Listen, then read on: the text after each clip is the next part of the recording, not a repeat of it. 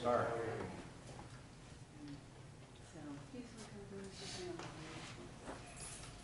He's not the magistrate's about to start, I don't know. These apparently were witnesses from Delray that had been subpoenaed that I was speaking to. And they're coming in before the hearing starts, I think.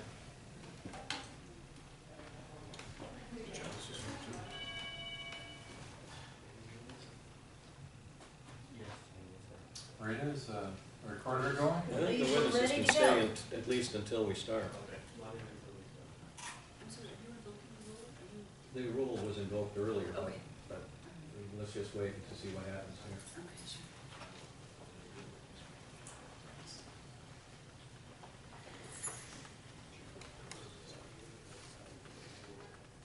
Okay, good morning, everybody. I'm going to call to order the special magistrate meeting for the town of Gulfstream. This is a continuation of case number CE 15-1, which, to refresh everyone's memory, there was a notice of violation issued by the town for a violation of section 4229, construction abandonment, failed to complete construction within time frame of building permit, section 7238 roofs, calls for flat, white, through and through, smooth, uncoated tile, but no tile has been installed over the underlay. Section 7099, roof design, slope and materials, paren 3, prohibits inconsistent roofing material visible from exterior property or with any other house in town. The material has been installed in violations of these sections. That's what we're here for today. This is a quasi-judicial proceeding. All the testimony given will be given under oath. The rules that lawyers use in a courtroom do not generally apply to these type of proceedings as long as the materials presented are relevant, not overly repetitious. I'll hear them, give them the weight that they deserve. So with that said, I'm going to ask anybody that's going to testify today to please stand up, raise your right hand.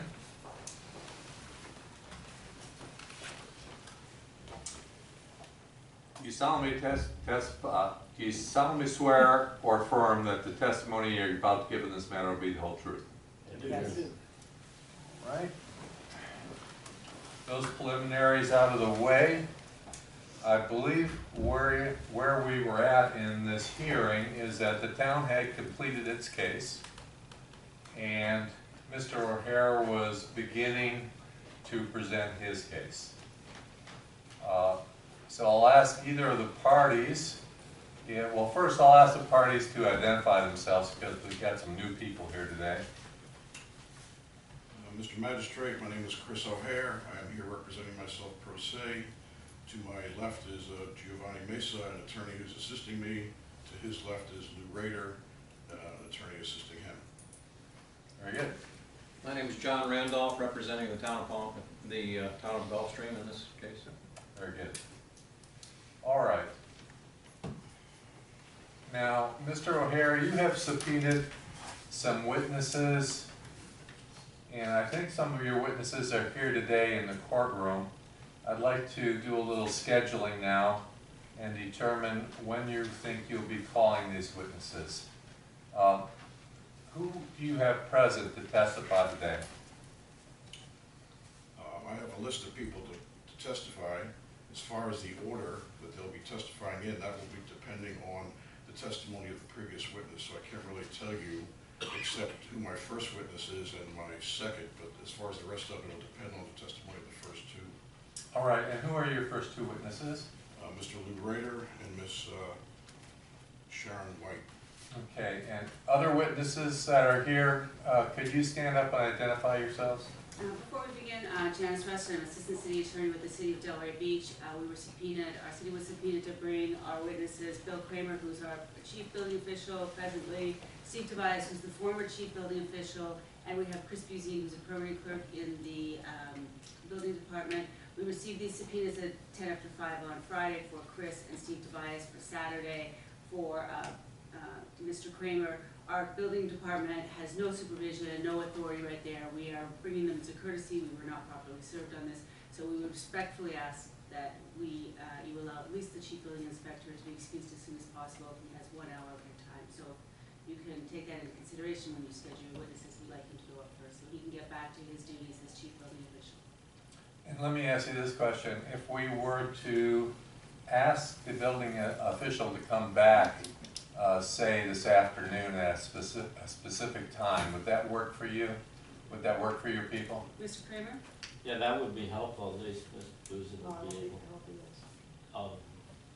This afternoon might not be any much better, I guess. Ms. Buzine was scheduled time off starting at 1:30 this afternoon. If you want, maybe they could spell each other off. Maybe Mr. Kramer can come back later this afternoon and have Ms. Buzine testify early, however you would like to present, but we appreciate the flexibility. Okay, Mr. O'Hara, you understand the issues with your witnesses? I'm sorry, this isn't working very well. Could you say it again? Do you understand the timing issues with your witnesses? Yes, I do, and I'm more than happy to accommodate the court any way you see fit. Whenever they want to come back, I'll be ready to depose them. Oh, okay. I'm sorry, examine them. All right, well, the one lady is only available this morning. That's Ms. Prusen. Okay, so, Let's move her up. all right. The other individuals will ask to come back at 1 o'clock? Well, that would be fine with me. Okay.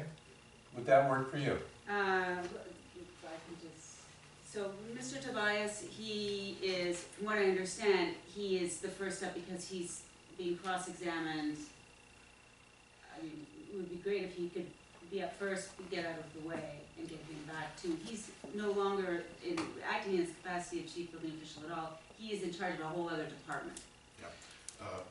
Mr. Brandenburg, as a courtesy to Mr. Tobias, I'm going to release him from the witness list. There's no need to cross-examine him. Okay, Mr. Tobias, you're free to go. Thank you for coming today. We appreciate your help. Thank you, sir. And Mr. Kramer can come back at 1 o'clock? That's my understanding. All right. And then Mr. O'Hare will have discretion on how he wants to present his case as long as you get to this lady this morning that's here testify, all right? Yep.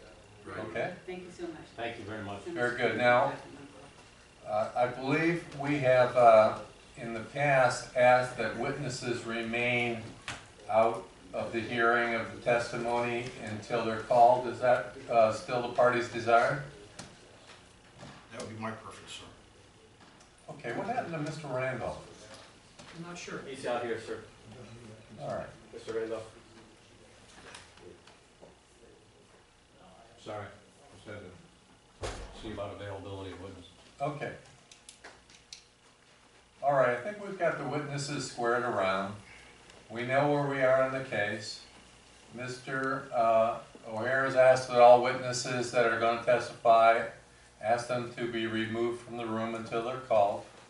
So if we can find a comfortable place for them to stay while they're waiting, I'd appreciate it.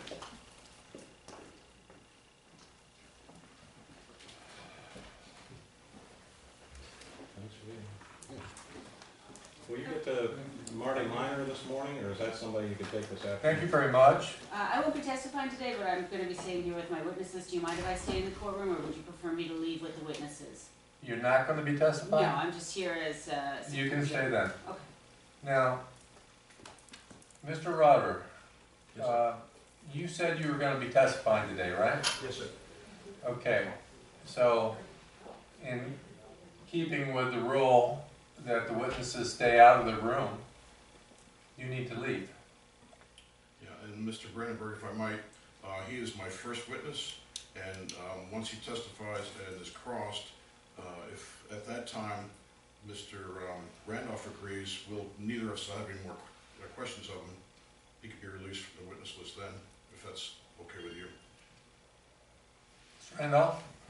If he's his first witness, no need to leave, we'll go right into him. Okay, sir, come on up. But I did want to ask, I saw that Marty Minor was here and he had been subpoenaed by them. Will you reach him this morning or this after? Can he come back after 1, or what's your feeling on it? Well, just to give you an idea, if the court reporter was here, I'd be talking as slow as I can, but since it's on videotape for the minutes, I'm gonna use my New York voice, and I'm gonna really try to move this along quickly.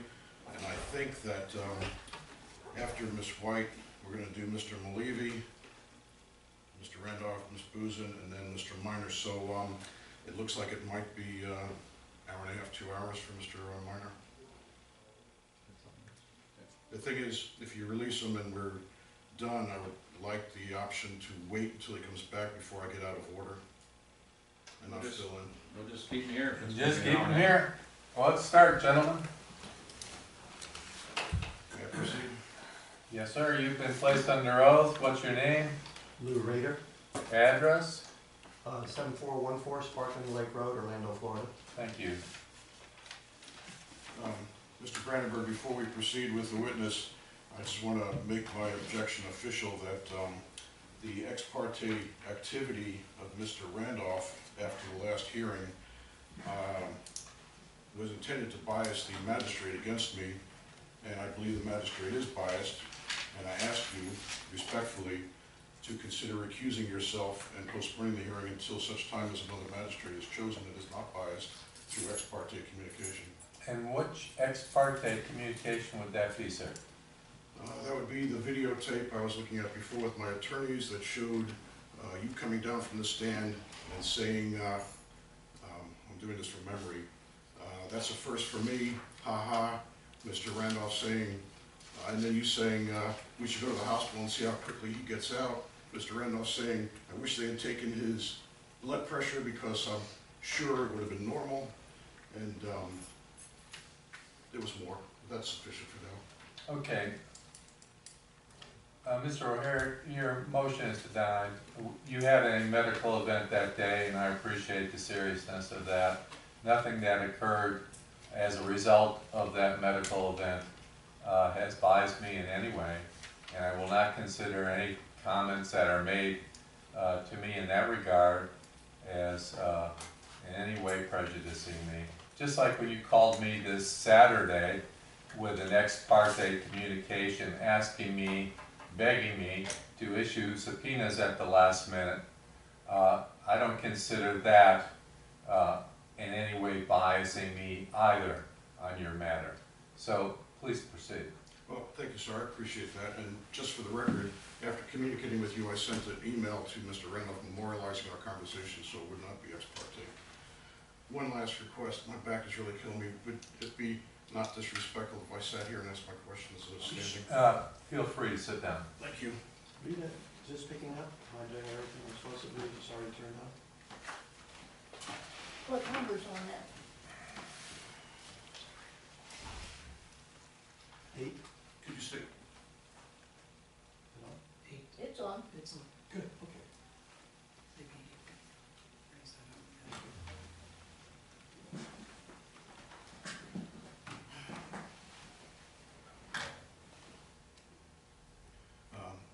I asked the court as well for the discretion to examine the witnesses just as Mr. Randolph did at the first hearing. Mr. Rader, for the sake of speed, could you tell me your name, where you live, and the name of your company? Louis Rader, 7414 Sparkling Lake Road, Orlando, Florida. Attorney plus property consulting firm of Grow Property Consultants. Okay, I have a stack of exhibits. I would like that you to examine them and confirm and give them foundation. I'm not sure if some of these might have been exhibits from the previous hearing, so I'm just going to start fresh here. The first is an interlocal agreement. I'm assuming this wasn't introduced into evidence. Would you mind taking 3 copies? For the purposes of exhibit numbers, I don't know where we left off or who's keeping track. I'm keeping track, and your exhibits are respondents 1 through 18 at this point. So this would be respondent. 19.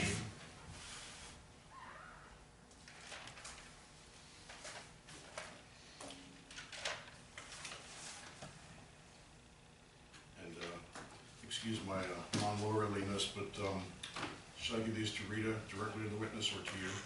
You can hand them to your witness Okay. and ask him to identify them.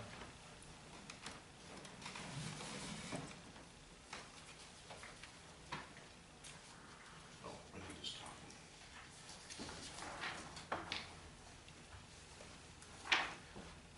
Mr. Rader.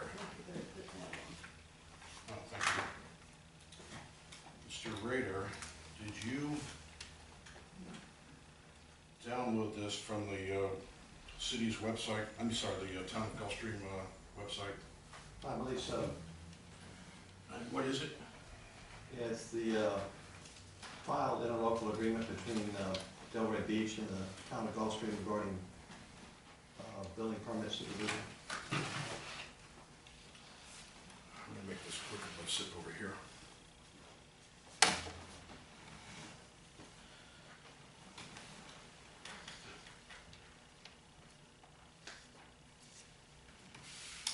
Jesus.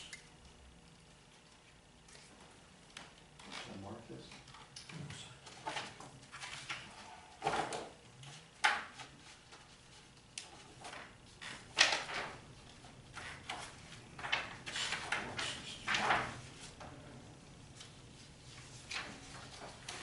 Would you please examine this? Sir, with regard to the last exhibit, are you asking that it be entered in the record? Yes, please.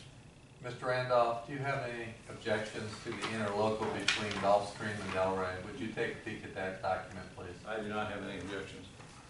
Okay. R19 is admitted. Please hand that up to me. Thank you. You're welcome.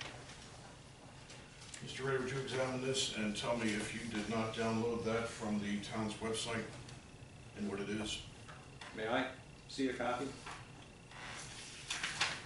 I'm sorry, I'll get this right before we get to the end of the file. No problem.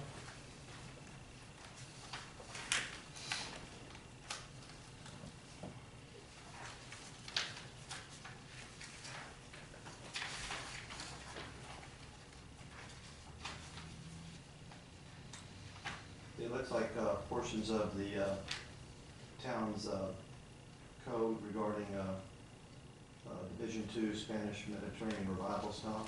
I understand. Did you download it from the town's website? Yes, I believe I did. Thank you. Are you marking that, asking that to be admitted as R20? Thank you. No, sir, you don't label them, I do. I have my own copy just for my reference, so. Okay. Are you gonna pass that up to me? Okay, we've got 3 sets. Let's, Mr. Randolph, will you take a look at that? I have no objection. Gonna get work out today. Okay, R20, Division II, Spanish Mediterranean.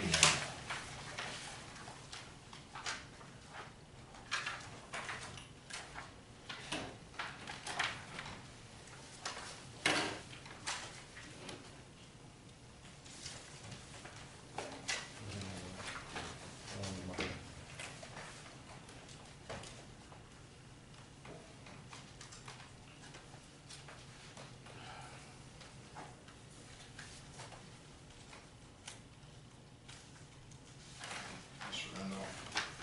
Mr. Rader, would you please look at this? Tell me if you did download that from the town's website.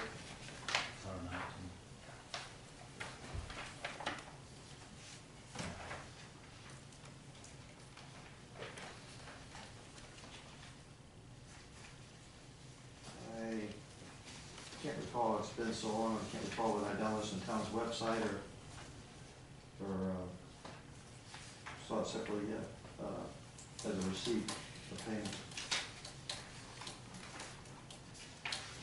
I can't recall whether I downloaded it or when I downloaded it. I remember seeing it though. Okay.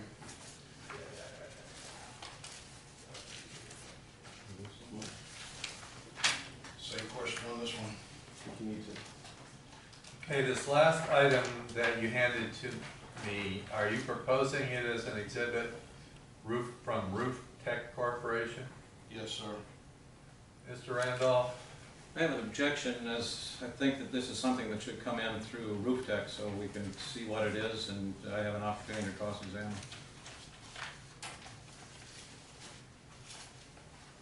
We're gonna label this as proposed exhibit R21. And I'll note that it's not admitted in the record. We're waiting for some testimony to tell us what it's about. And is this a separate document you just handed over your shoulder to me? It also is labeled Roof Tech? Both those documents are supposed to be exhibits, and if we don't use Mr. Rader to lay the foundation, I'll use Mr. Malevy. Okay. So we have R22 is also a document.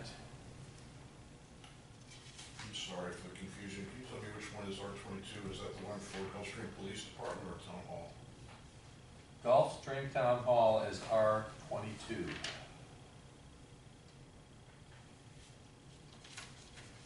And both of these exhibits, I take it you're gonna call another witness to explain them? Mr. Malevy. Okay. And may I see a copy of R22?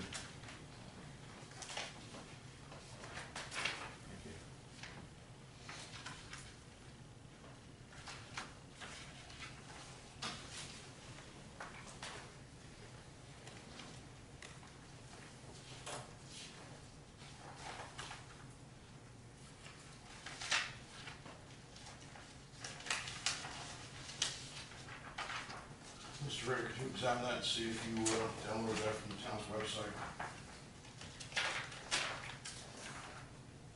I'd like to know this is an exhibit as well. Yes, I believe I did. May I have that copy, please?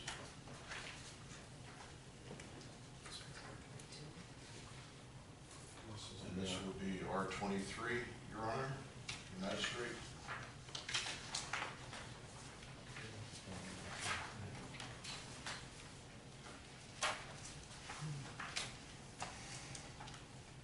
Okay, on this last exhibit, it's City of Delray Beach Community Improvement Department. Mr. Randolph, have you seen this exhibit? No, I have not, and I would have the same objection that this does not appear to be something from the town. It appears to be from the city of Delray Beach. Okay. If I might respond. Mr. O'Hare, the fact that someone downloads an exhibit does not mean it has sufficient credibility to be admitted into evidence. You have to lay some background for the item to be admitted. Okay. So asking this witness merely if they downloaded this from the internet does not help us. Mr. Rader, would you So proposed exhibit R23 is a City of Delray Beach document. Mr. Rader, could you please examine exhibit R23? Did you go to the Town of Gulfstream website and click on the link that says, I want a public record, and search through the building file and find this document and download it to your computer, and then from your computer, send it through a printer, and then from the printer, bring it to me? Pretty much. Thank you. Mr. Randolph, City of Delray Beach Community Improvement Department document. Do you have any objections to that being admitted? This is the same objection we discussed a moment ago, and I still have the same objection. I think this is the same one he just referred to, yes. Yeah. I think he tried to cure it by saying that he downloaded it from the Town of Gulfstream website, but I've not seen it before, and I can't identify this. Mr. O'Hare, do you have someone later on that's going to talk about these documents? Yes, they're all tagged. Okay, well, we're going to label these as proposed at this point, and we'll talk about their admission later on when your witness testifies as to what's in them. Thank you. Mr. Rader, if you please look at this document. This is an ordinance of the Town of Gulfstream Mr. Randolph. Do you recognize this document?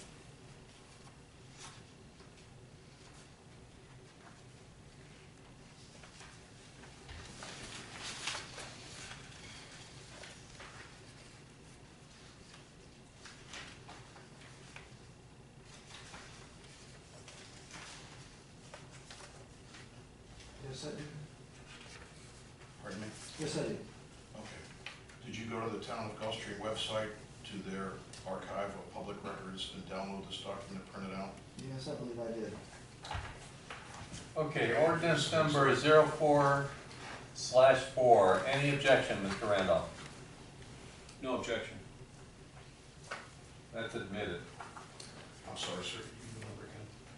That is R24.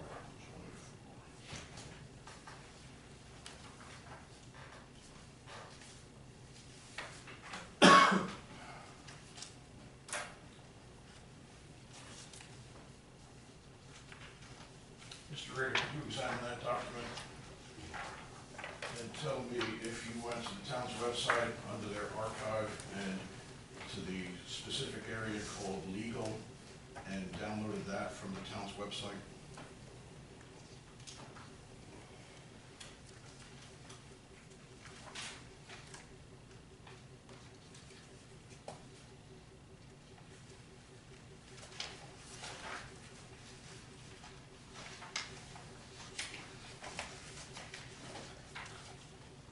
Quite honest, I remember downloading it, but I can't remember whether it was from the town's website or from the,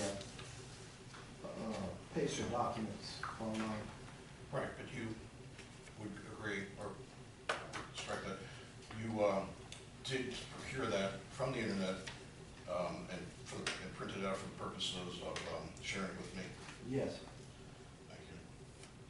Okay, Mr. Randolph, any objection to a Rule 11 sanction motion in United States District Court, Southern District Case Number CV 81250 KAM? I object. I know that we're not taking relevancy objections, but I object until I can see exactly who's going to testify to this and what it stands for. Do you have any objection to the authenticity of this document? I've not seen it, but it appears to be authentic, so from that standpoint, I do not have an objection. Okay, I'm going to admit R25, which is the motion for sanctions under Rule 11.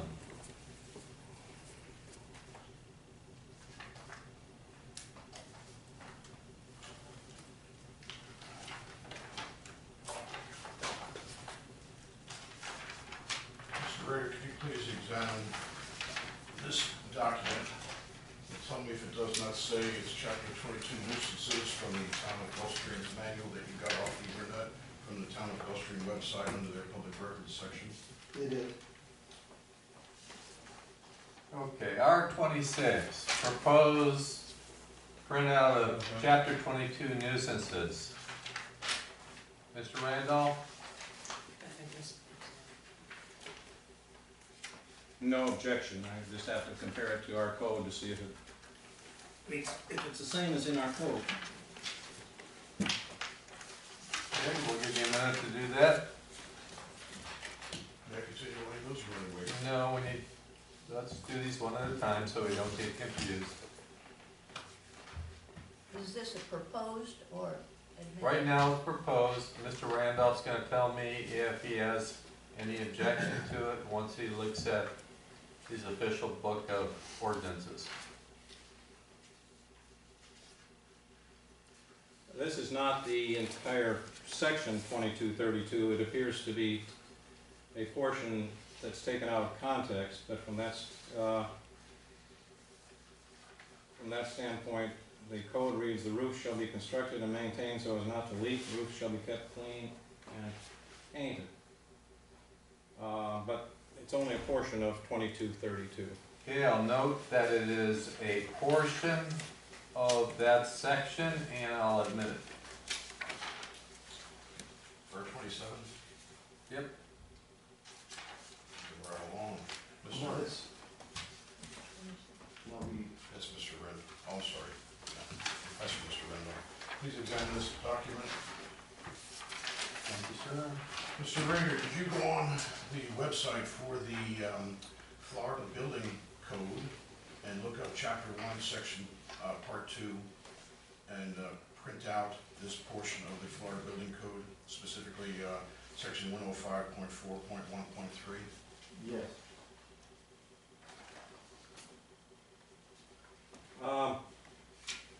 I have no objection, again, subject to, and we'll go ahead and admit it, Okay, admitted, but I can't testify as to its authenticity at this point. understood.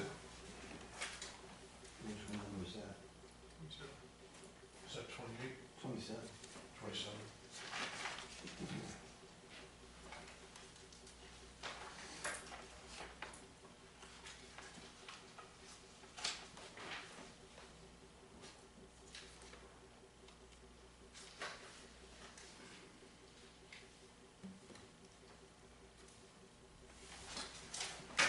That one.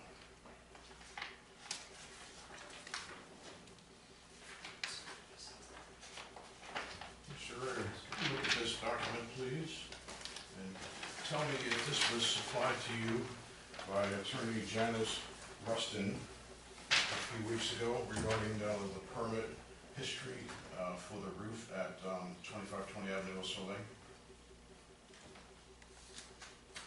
Okay, this is R28. It looks to be exactly that. And who gave this to you? And Miss Rustin, Okay, with, attorney with the city of Delray Beach. I object for the same reasons as stated earlier, that this should come in through the appropriate witness. It's nothing more than a document from the city of Delray Beach, request for inspection history. okay, Mr. Randolph, that would mean we'd have to ask Ms. Rustin to testify today. Well, no, I think that they have subpoenaed other persons from Delray Beach. This is not a complete document. I have these documents, and if it's going to go in, I think it should come in as a complete document. Mr. O'Hara, do you plan on submitting someone to testify as to this document later? Actually, according to Judge Ponce of the 15th District, this is a complete document, but I would be more than happy, since Ms. Rustin's here, to make her, or ask her to testify to this. I note that when I asked to subpoena Mr. Randolph, the clerk told me he's going to be there anyway, there's no need to subpoena him, so I imagine that same would apply to Ms. Rustin. All right, I'm going to admit this document and note that the city attorney has indicated he's not sure it's a complete document.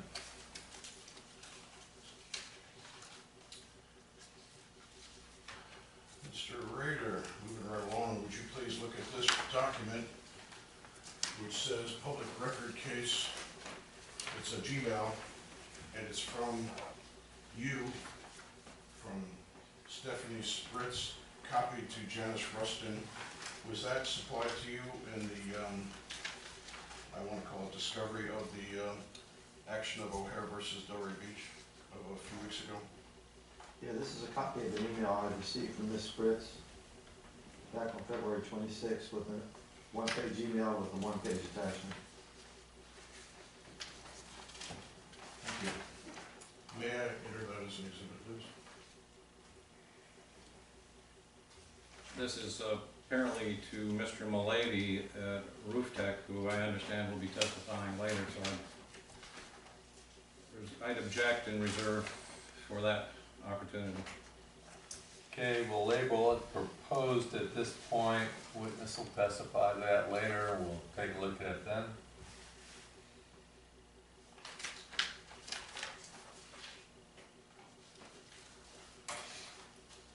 Mr. Rader, over the course of the past few years, have you been occasionally going to the website for the city of Delray Beach and asking, I'm sorry, and searching out for the building permit verification for 2520 Avenue of Soleil's roof And is this the document that you downloaded from the City of Delray Beach's website at different periods of time? Please note the different dates on the upper left corner.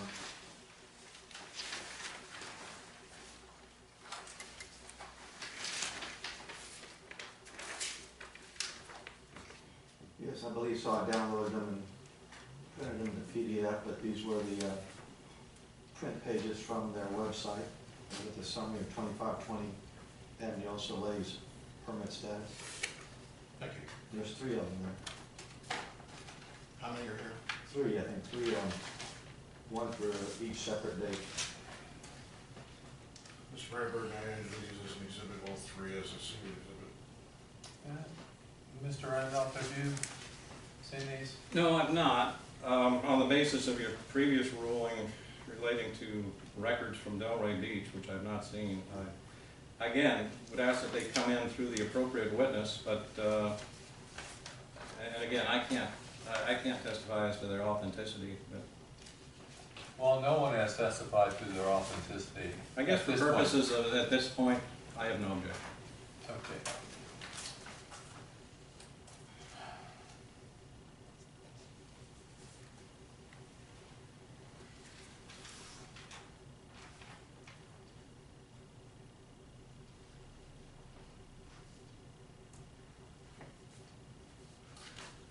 Mr. Rader, could you please look at this document?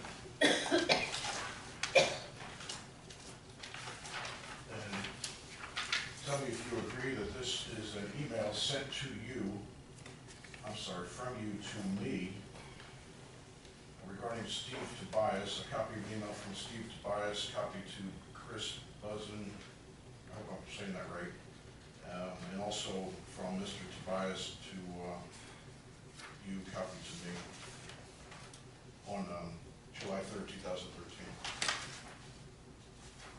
I think it's an email I sent to you with a copy of an email I received from Chris Buzine, the City of Delray Beach, which had an email stream attached to it from Mr. Tobias. You know what I mean? I don't understand what the relevance of this is. We have, okay, you're asking someone to make copies. Please note the attached PDF, which is not, I guess is the, what, I want to thank you in advance for your cooperation, unsigned by Louis Ruther.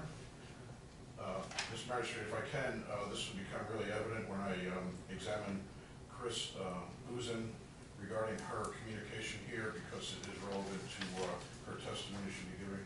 Okay, we're going to mark it R31 proposed.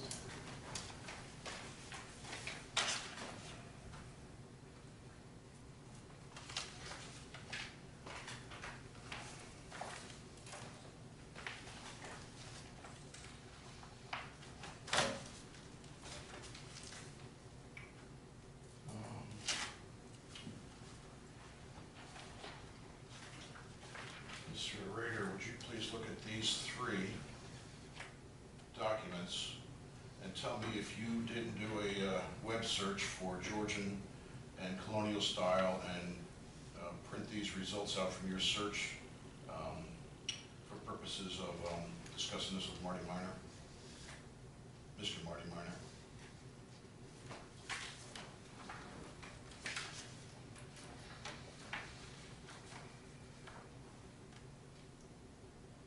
And I believe this is what research on Georgian and colonial styles and provided to you for printout.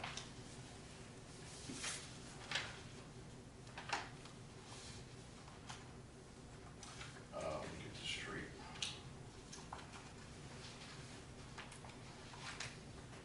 Bear your patience for a moment, Your Honor. Sure. Mr. Magistrate.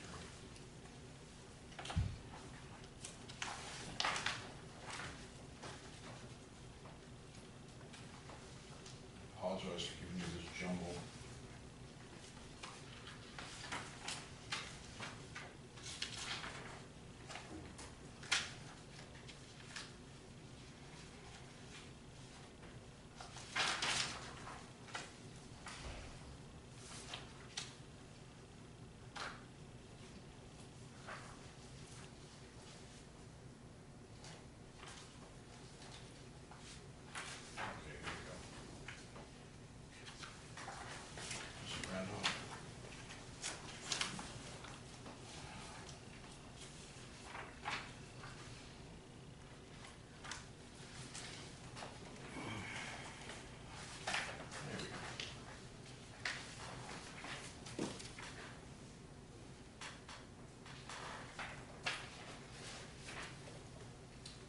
there, okay, we've got R32, A, B, and C, which you intend to have Mr. Minor talk about. Yes, sir. Actually, there's A, B, C, and D. Okay, so we're going to hold these off, mark them as proposed for now. And the final record, or document rather, please examine this and tell me if you did not go on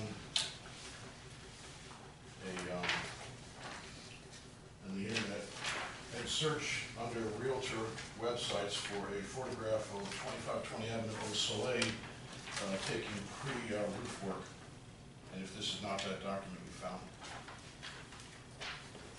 Yes, this is what I found. It was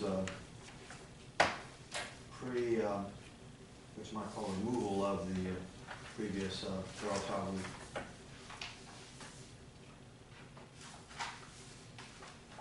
Okay, very good. That's it for the exhibits. If you'll bear with, I'm sorry, Your Honor, Magistrate. Can we enter this as an exhibit, please? Okay, R33 is a downloaded copy of what? It is a photograph from Corcoran Realty, the realtor that was selling this house at the time, listing this house. It is from their website, and it shows the east elevation of 2520 Avenue au Soleil just prior to the removal of the roof. So this is your house, Mr. O'Hare? Yes, indicating the Spanish tile. All right, R33. No Any objection. objections?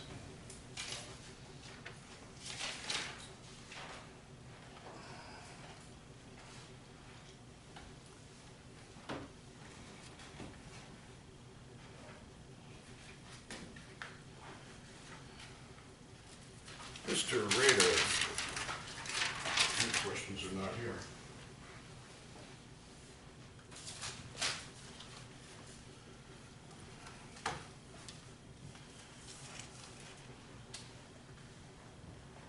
Does O'Hare have 4 homes in Gulfstream? Or has he purchased 4 homes in Gulfstream? To your knowledge? Yes. And the home he had purchased at 530 Middle Road, did that have a white concrete tile roof on it? I believe it did.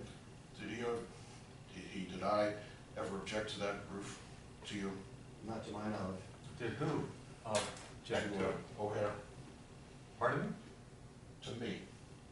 I'm sorry, I'm not sure if I should be the first person or third person. You asked him if someone objected to the house. Yes. Who were you inquiring objected to the house? Let me be more clear. Did you ever hear an objection from the owner of 530 Middle Road, namely me, to the white tile roof, that I wanted to get rid of it, or I was unhappy with it, or in any way dissatisfied with it? No. 2516 Avenue au Soleil. Is that a house that you know that Mr. O'Hare owns? Yes. Does that have a white tile roof on it? Yes. Did I ever object to that roof on that house and wanted to replace it with a metal roof or some other type of roof? No. 935 Orchid Lane. That has a white tile roof to your knowledge? Yes, I believe so. Did I ever tell you I hate it, gotta get rid of it, want to have a metal roof there? No.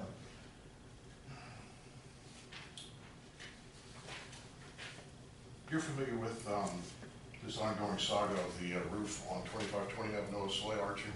Yes. Since 2011, if I'm correct. Yes.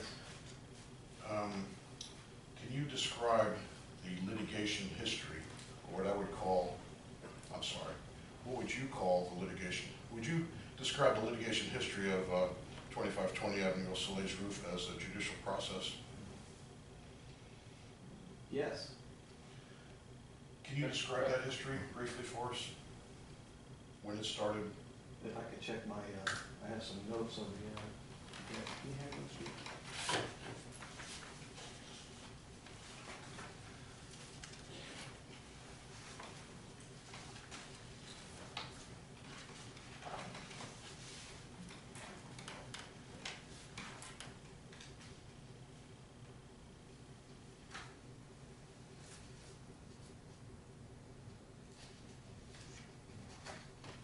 I guess it started with an appeal of the town's denial of your metal roof. And when do you think that happened? That happened around 4/13 and 5/11. It was two separate hearings on the same appeal. I'm sorry, I'm confused. What's the date of the appeal, of the hearing? The hearing is one hearing on 4/13/2012 and another one on 5/11/2012. So the earliest that the negotiations on this roof or anything of, you might consider judicial process started in April of 2012? I believe so. And what happened after that? If you could just be brief and give us a rundown of the duration and periods of time when things happened, when judicial things happened. Well, I think the town issued, right about the end of May, issued a final action denying your appeal, their denial of the metal roof. And you filed a writ of cert, I believe, in June of 2012. Trying to see when that was resolved.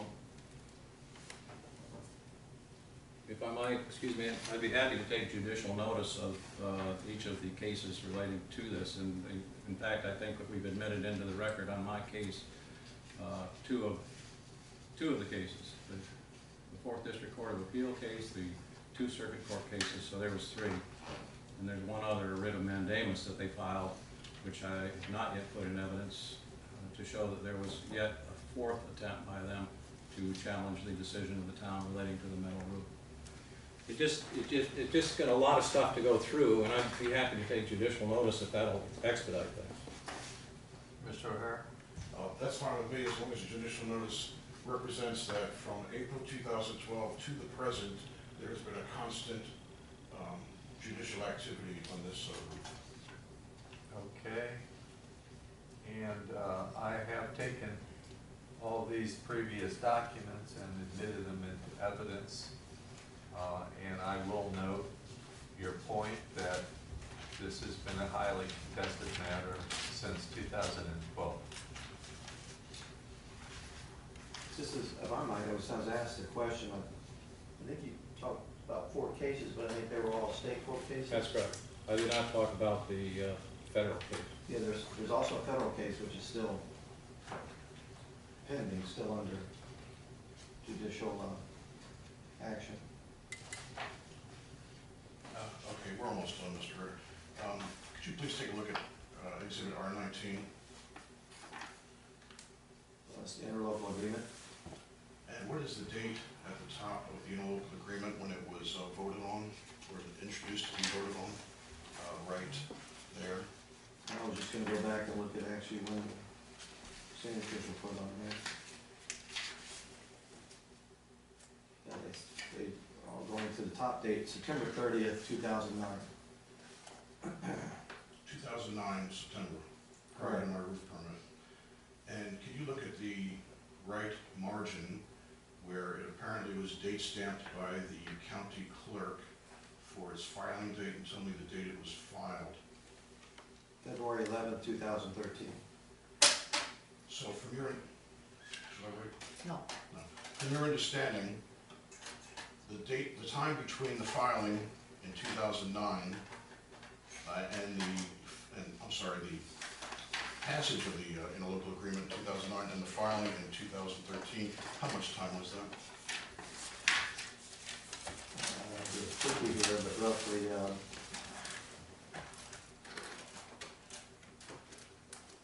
roughly 3.5 years. Without going into the details of it, are you familiar with statute 163.01 of the Florida statutes called the Florida Interlocal Cooperation Act of 1969, which says, section 11, prior to its effectiveness, an interlocal agreement and subsequent amendments thereafter shall be filed with the clerk of the court of each county where the party of the agreement is located. Yeah, I believe I have read that before. So you are a lawyer, right? A good one. A winner. Thank you. Your professional opinion, does the Florida Interlocal Cooperation Act of 1969, what does that lead you to believe about that interlocal agreement? as to its effectiveness. Well, actually, the interlocal agreement requires in paragraph 4A that it be filed. And according to that statute, I think until it is filed, it's not supposed to be effective. Nothing more. I'm done. Thank you. No more questions, Your Honor, if you're a magistrate. Okay, Mr. Randolph, do you have any questions of this witness? Just a few. Mr. Rader, I am showing you now a memorandum of understanding dated November 16th, 2009. And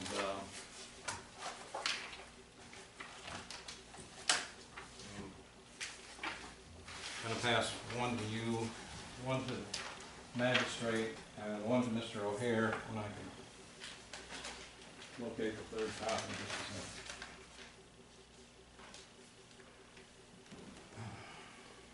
I'm sorry, I didn't see my copy somewhere. Yeah, you'll get it. We're as looking soon as I for it. get it. We're looking for it. Okay.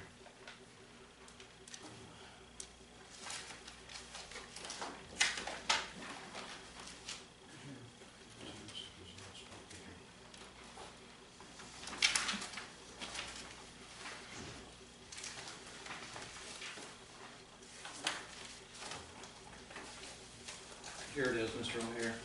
Thank you, sir. And I'm going to ask you what the date of that memorandum of understanding is between this, the City of Delray Beach, the County of Palm Beach, and the City of Gulfstream. It's November 16th, 2009. And I call your attention to the paragraph 1B and ask if you will read that to the court on the first page where it says, city official will accept all applications for development with the town after November 15th, 2009. No need to read that now, you just did it. Have you seen this document before? Never had. Mr. Randolph, do you want this marked? Yes, I do. Okay, this will be T15. And if allowed, I'd like to have this admitted out of order through this witness. Any objection, Mr. O'Hare? I object to the foundation. I don't know where this document came from.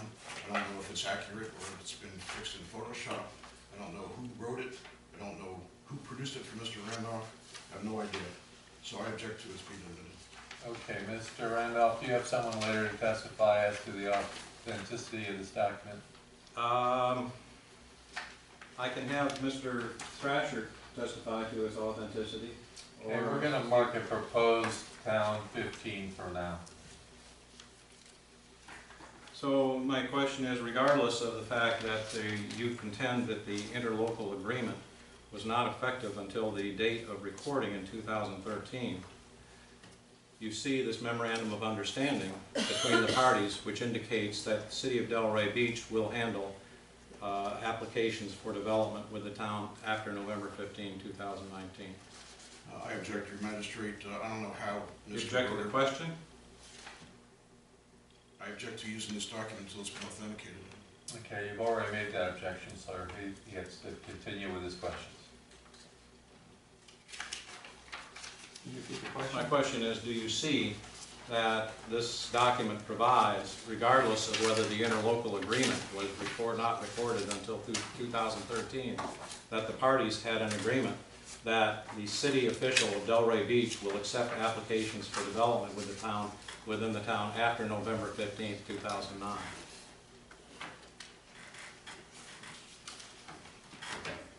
I see that that's what it says, but I haven't reviewed the document as to authenticity or application. Okay.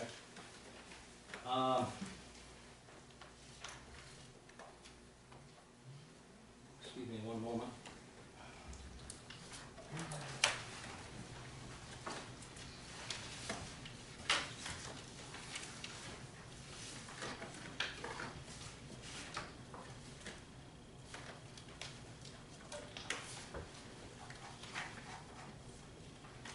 Sorry for the delay, I have to find these documents.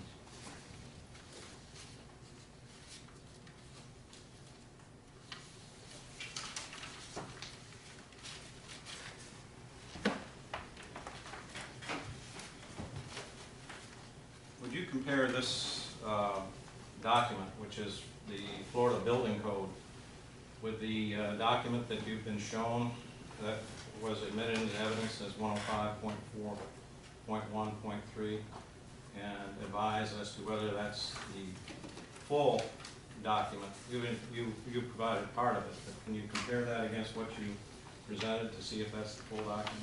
Well, I didn't provide anything, but if I could see the document that was presented. Mr. O'Hare, do you have that? Yeah, the one that you submitted on this, good.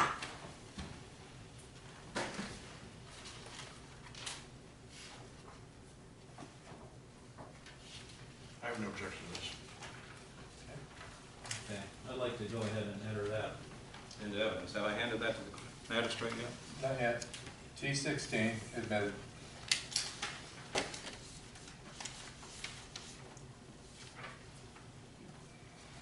Mr. O'Hare, did I give you a copy? You got a copy? I have a copy, thank you. I have the copy you gave Mr. Reader. No, this is- Oh, I'm sorry. I got mine.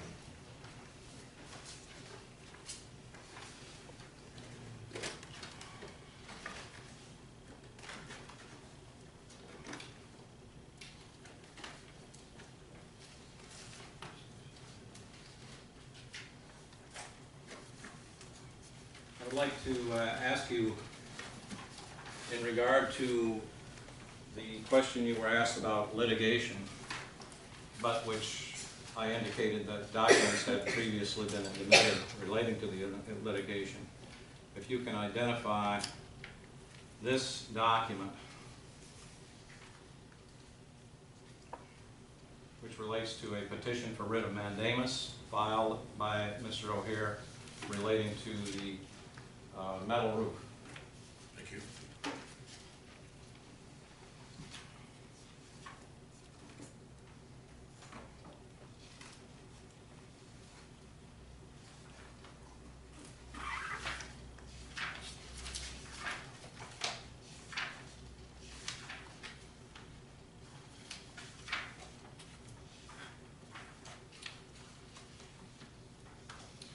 Your name is on the verified petition for writ of mandamus.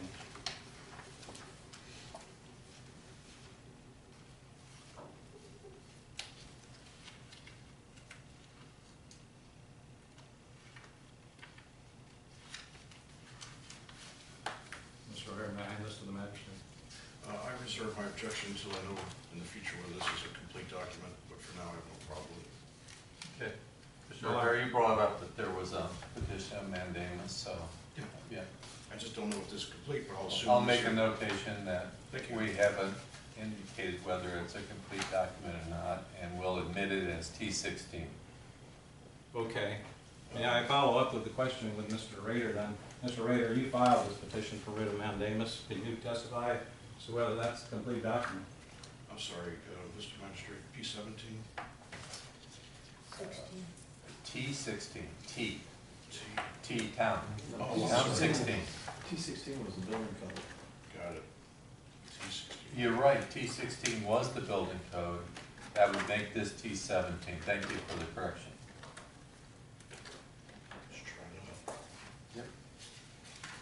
Not having, to answer Mr. Randolph, not having my file copy of the writ of mandamus that was filed, I couldn't tell you whether this was everything or not.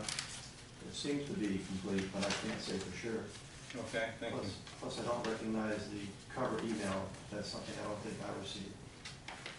The cover email is the decision of the court in regard to that case.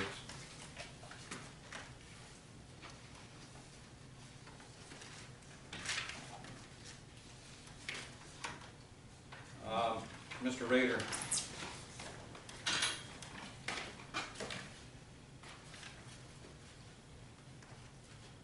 I believe the document that I'm handing you now is a document that you were asked to be admitted from the records of the city of Delray Beach relating to permit renewal. Is that? Well, I think Mr. O'Hare has to be admitted. I think this document's already been an exhibit. Well, let's take a look at it and make sure. If I take a look at the other one that was submitted. Oh, this isn't the one that you just submitted? I don't know, I just Bill, take a you- look at it and I can tell you.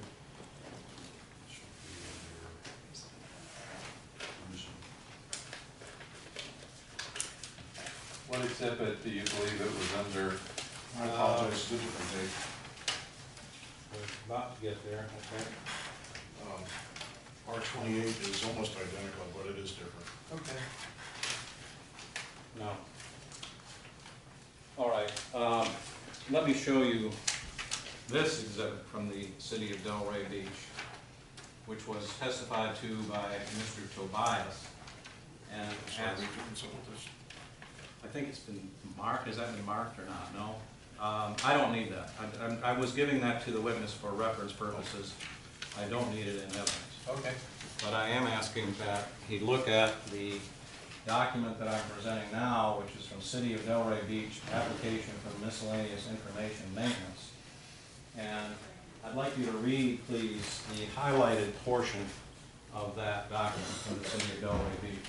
Okay, this will be T18.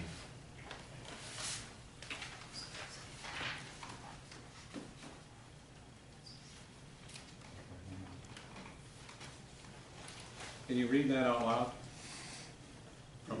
From Per Steve? Per Steve, no further extensions. If another extension is requested, the this homeowner will have to file a new permit. KEB, don't know what KEB is. 7/3/13, this permit was renewed in error on 6/21/13 per the above note. Permit has been revoked to disallow any further activity. Steve has spoken with contractor of record and homeowner. They have been notified that due to the, Okay. Thank you. Have you seen this document before? I can't recall, it may have been part of what was submitted by Mr. Tobias, but I can't recall about seeing my notes. Okay, you'd have to check your notes to see if this was part of your public records request to go, or the response to your Mr. public record. Magistrate, I object to this document. It is not complete, there's no telling what it says after due to the, because it drops off and says there's more, without knowing what the more is. I don't know if it's been contradicted in subsequent pages that Mr. Ritter should be allowed to examine before he comments on it. Let me just comment, you would have the opportunity to put anything else in that you think contradicts this. And I would like to submit this as an exhibit, town exhibit at this time. Well, it's T18. Okay, T18 is admitted over objection.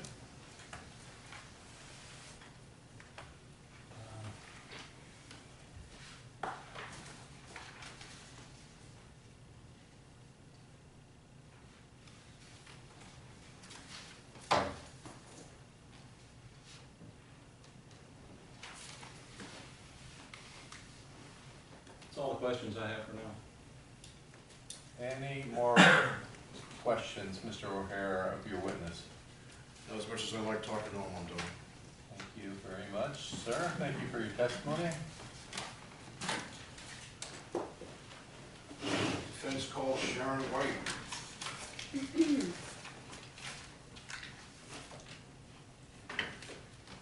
Mr. Magistrate, if I may, Janice Russell with the City of Delray Beach.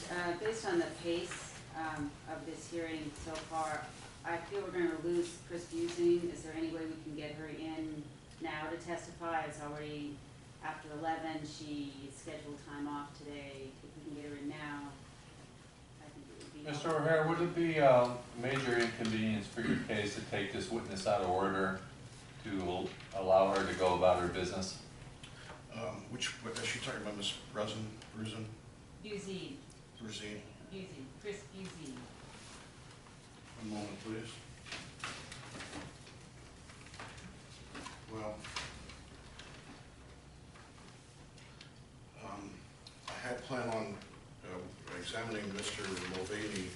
Mulvey rather, because he's an independent businessman and I want him to be able to get back to making money, whereas I recognize that Chris Brusine is a government worker and is paid here regardless of what she does. Not that I'm disrespectful about that, but Mr. Mulvaney seems to be more inconvenienced than Ms. Brusine, but if we have to, I'll go ahead and ask Mr. Mulvey to wait longer, and we'll do Ms. Brusine now.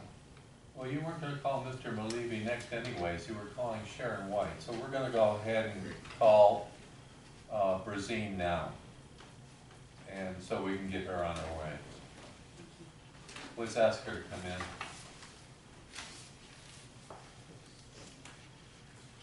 Thank you.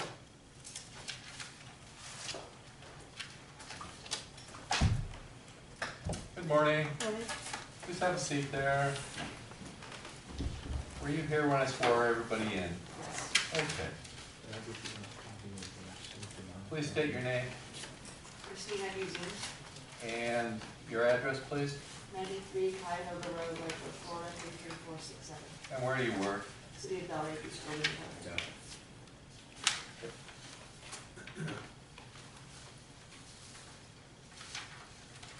Ms. Brzezina, thank you for coming here, I appreciate it. And I'll try to be as quick as possible so you can get out of here. Do you have any legal training? No. Do you recall testifying in the hearing before the Honorable Robert Pansy of the 15th Judicial Circuit last Thursday in the matter of O'Hare versus the City of Delray Beach? Yes. Are you familiar with statute 837.021, which states, except as provided in section 2, whoever makes a false statement which he or she does not believe to be true under oath in an official proceeding regarding any material matter commits a felony of the third degree? And now? Your Honor, or, sorry, Mr. Magistrate, I object to this line of questioning. It's argumentative and it is designed to frustrate my witness. Are you here to represent Ms. Brazzi in her testimony as far as she's an employee of the City of Delray Beach? I am. Okay, Yes, please come forward then. Sit down next to her. Pull a chair up there. Maybe we can ask someone to do that. There you go. Thank you very much. Okay, please restate the basis of your objection. The question posed to Ms. Buzine is argumentative and frustrates our good faith. We present our witness here. Okay, I understand your concerns. Please answer the question. I'm aware of it now, I don't know the exact statute, but certainly wouldn't lie under oath. Okay, continue, sir. Thank you, and just for the court's edification, I meant no disrespect, just asking you if you're familiar with the statute. Is it true that you testified in that hearing that you worked for the City of Delray Beach for 7 years? I believe I was asked in the capacity that I have now, I've been working there for 7 years. Is it, I'm sorry, you done? Okay. Is it true that you testified in that hearing that you supervised the permitting staff?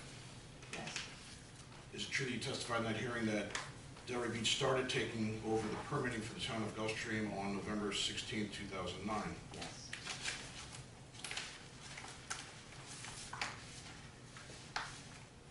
This will go really fast.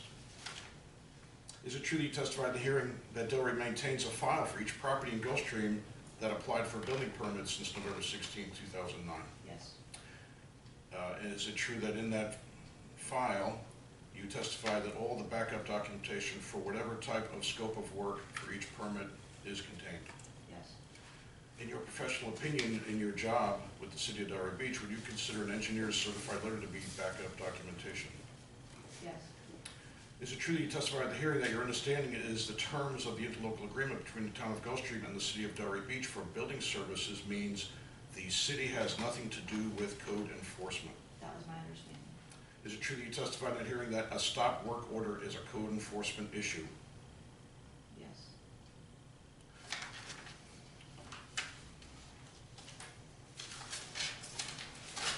Would you please examine exhibit number R29?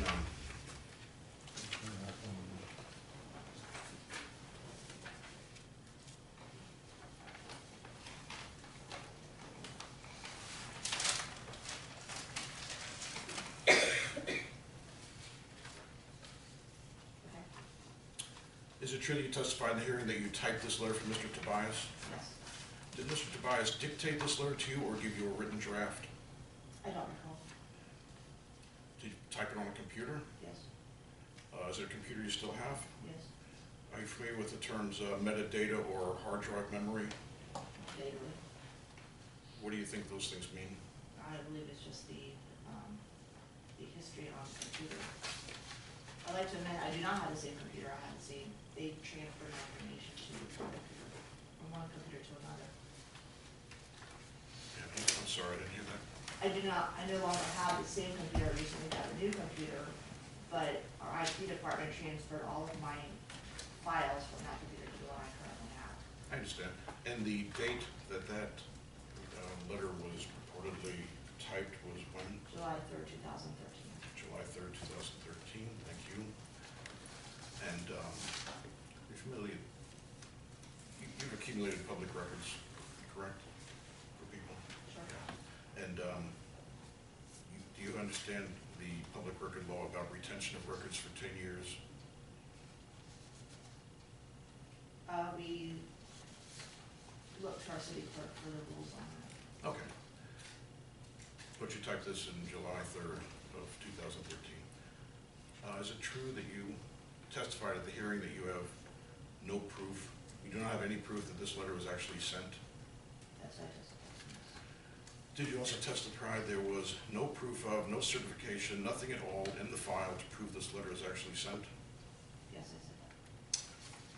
Would you please examine Exhibit R30? Okay, now, the first letter you were referring to, is that an exhibit? That is Exhibit number R29. Okay. Please look at R30.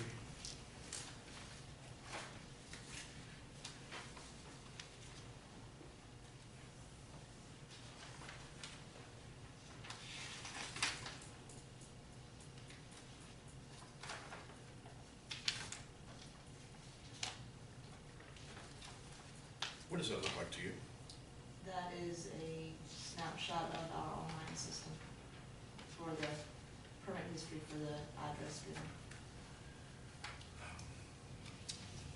And is it true you testified in the hearing that the permit verification is live and connected to the city's AS400 system? Yes, Is it true that you also testified in the hearing that a permit which is labeled active is in approved or AP mode because it is open for inspection, has not been closed, has not expired, and has not yet received a certificate of occupancy? Is that correct? Could you give me the dates on the top left corner of each of those documents? Top one says 7/9/13, 11/17/15, and 3/5/16. Okay, we're almost done. I'm sorry, may I borrow this back from you a second?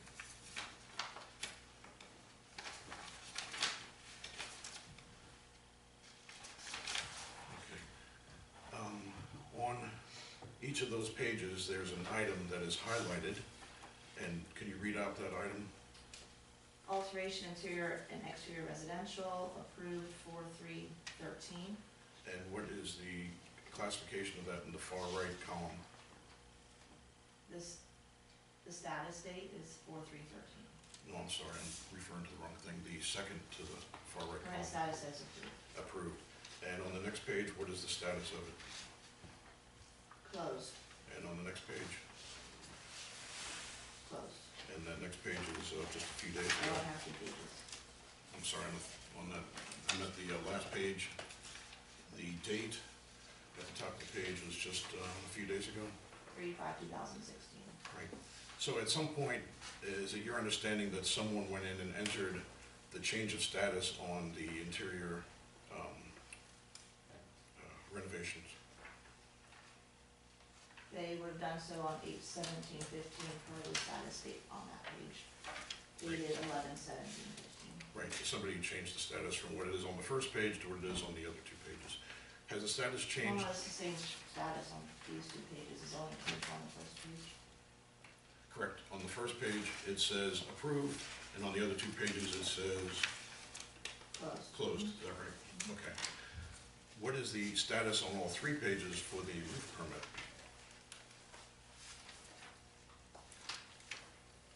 Approved. Okay, so is it safe for me to assume that someone went to the effort of changing the status on the interior renovation, but didn't change the status on the roof permit? Not knowing why they changed the status on the interior, I couldn't answer to that offhand. I will say that all of that type of thing is all manually done. And when our staff has time and they can go through expired permits, they go through certain types and they close them as necessary. Okay, thank you.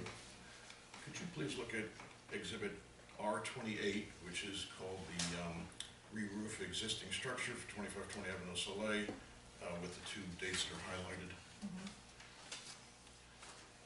What do those highlighted dates say, signify? A fee was paid to renew the permit on those dates.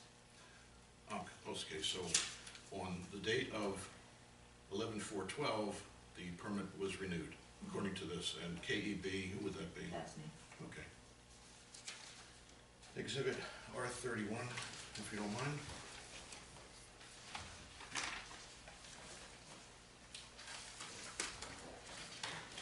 Can you describe that?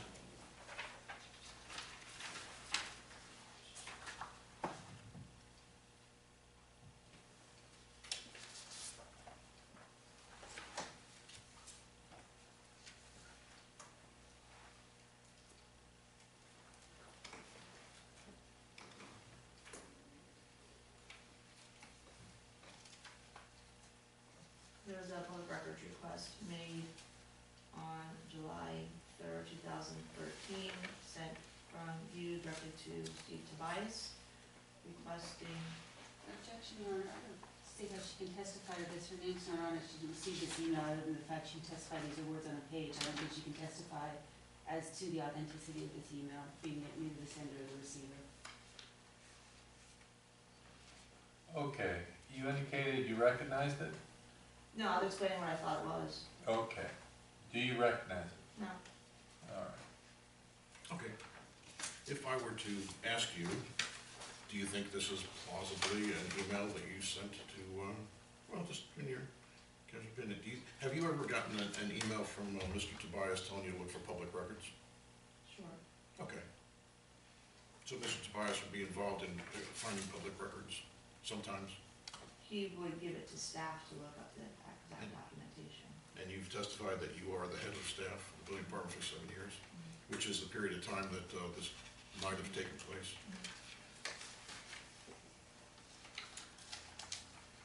Thank you, you've been really cooperative. I got one last thing.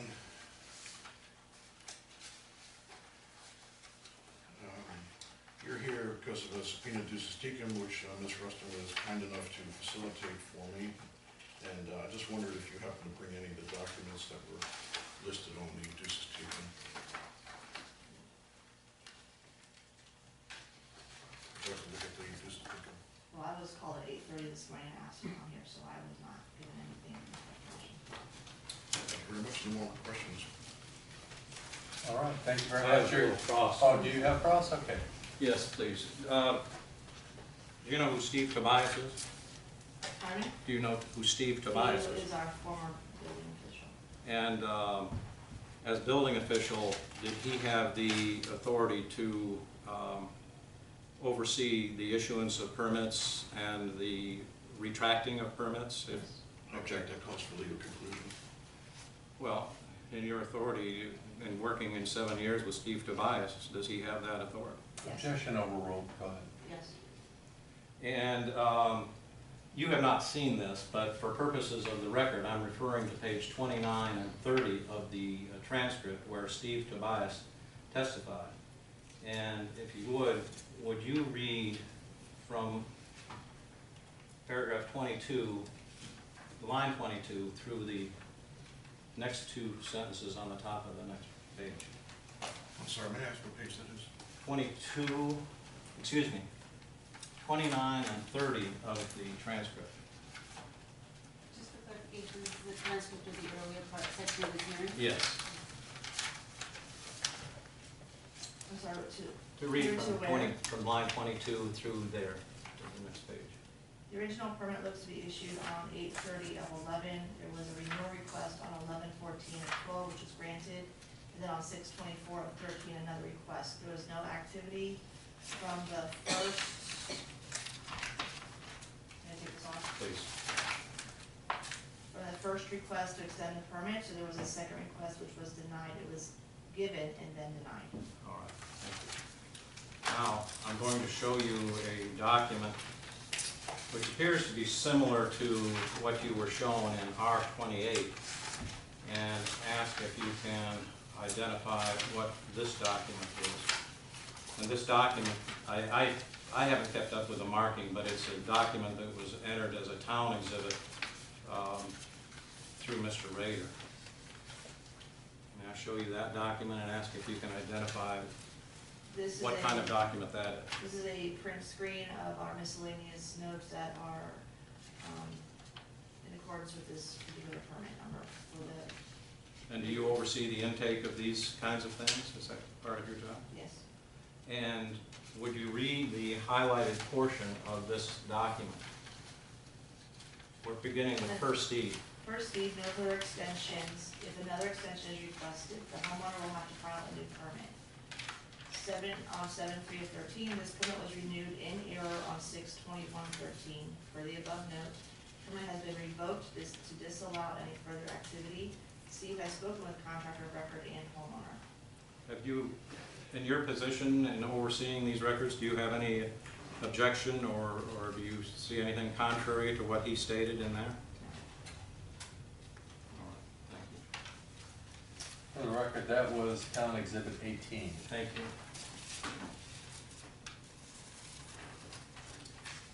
So to the best of your knowledge, the permit that has been discussed, i.e. the re-roofing permit, that was renewed in error on 6/21/13 has been revoked. I object, Your Honor, to his characterization that was removed in error. Well, I'm reading from the, You can answer the question. Yes, that's, it says that the permit has been revoked to disallow any further activity. You have no objection to that? Thank you. I have no further questions of this witness. May I for a recross, please? Yes? Okay. Why does it say the permit was, what's required to renew a permit? Is there money involved? just a fee, yes. As long as, it's based on a case-by-case basis. If the permit has gone too long, and it's, No, I understand, I'm just asking what's required to renew a okay, permit. just the $100 fee, or $200, depending on the permit, minimum $100 fee. Could I come into the building department and say, here's a box of donuts, I don't have $100, could you renew it, or do I have to give you the money? I gotta give you the money. Did you get money? As far as I know, we did. And when Mr. Tobias purportedly told you this is a big mistake, gotta give him his money back, gotta undo what we've done officially, did you give the money back? That would not have been within my purview, would have gone to somebody else to request the refund through finance. And would it be in your purview to ask, would it be in your purview to notify the applicant that his permit has been revoked? No, Would you be notifying the contractor permit's revoked? not necessarily.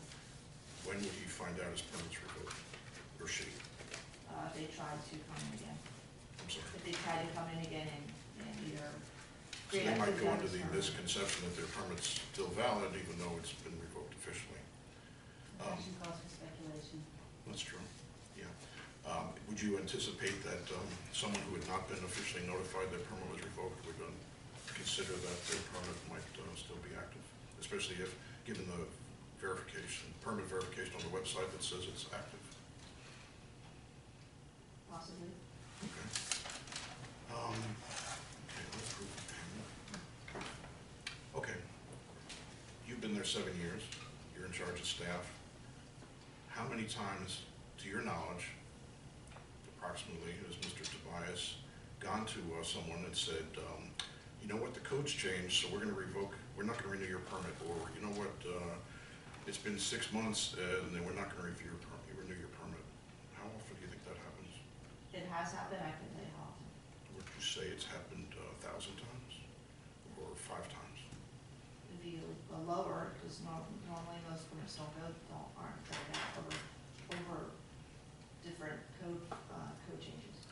Since you're reviewing staff, and you're probably knowledgeable of people come in, especially in Gulfstream, you have a a $5 million house with an $18,000 permit fee, which happens quite often. And a lot of things are going on. There's a lot of construction. Permits take a long time. Sometimes there's snafus. Do you consider, as in your role as the supervisor of staff, that there's been occasion when permits have gone beyond 6 months for the inspection and you did not tell them, we're not renewing your permit, come back and redo it according to the new building code? It's possible. Really? Okay. Well, Oh, that's your answer. That's fine. I'm just trying to think of the chaos involved with a whole lot of people. I mean, because would you consider it be chaotic if people came in and their permits were over 6 months, but they're still in the Well, as I process of, stated let me finish before. please, if they're still in the process of building and yet the permit was not renewed and they had to basically tear out what they did and bring it back to the original condition? well, we would not necessarily require that they would tear out what they did. They might have to bring the plans up to code, and from that point forward, so it would depend on where in the construction process they were as to how much they would have to bring up to a current code if the portion that was remaining actually changed, if the code had changed. And as stated before, we don't have that many permits that sit dormant that long enough that it actually takes into account an additional code change. Okay. Are you a homeowner? Yes.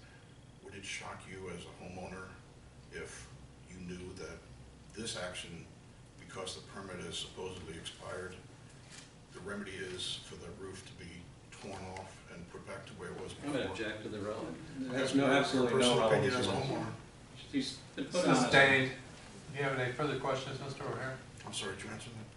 I Oh, so don't- you sustained it. No, I don't think so. Thank you. Thank you. Thank you very much. Mr. Randolph, are we releasing this witness? Yes, with just one point. You looked at this document, which is your computer records, and it indeed showed that Mr. Tobias has spoken with the contractor of record and the homeowner in regard to that, correct? Yes. Yes, thank you. May I recross that? You know for a fact that Mr. Tobias spoke to the contractor? He dictated that to me. I'm sorry. That was dictated to me to put into the system. All right, but you didn't overhear him on the phone talking to the contractor or the homeowner. That I can't recall. I don't know if I was sitting in the room or not.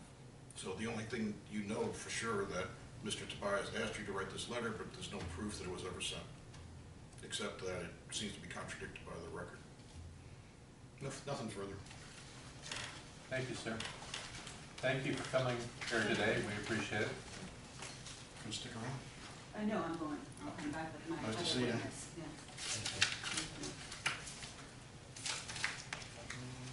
Well, can I have just a minute to get my stuff forward? Sure. Who do you plan on calling next, sir? Mr. Malivi, please. Okay. I'm sorry, Ms. Sharon White, I want to get her out of here. It's only going to take a few minutes. All right. Well, he's looking.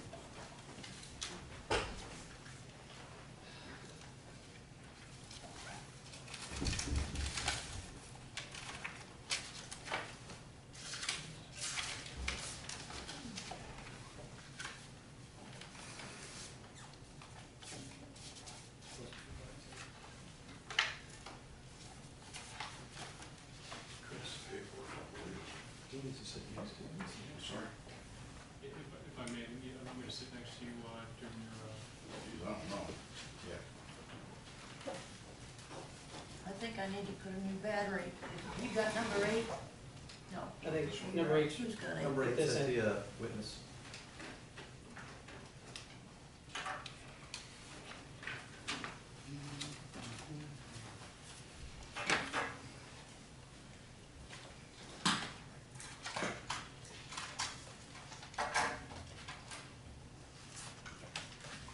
Come over here. Disclosure.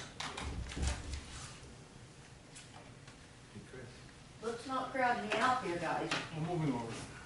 Moving over. Chris, is Malavy here? I'm sorry. Is Malavy here? He Yeah, was. it's right there. Okay. But we're going to go with Sharon White next.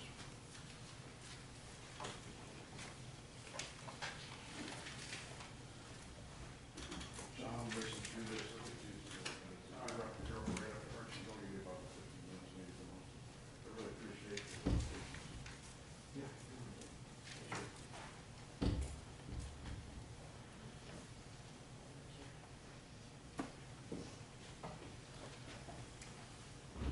sit right here, please?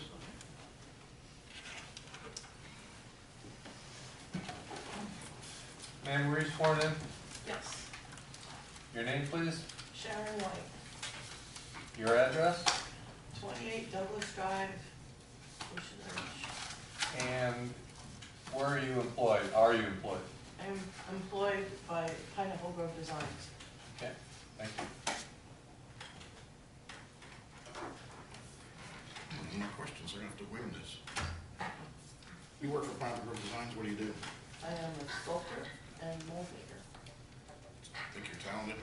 I am very talented. I agree. Who owns Pineapple Grove Designs?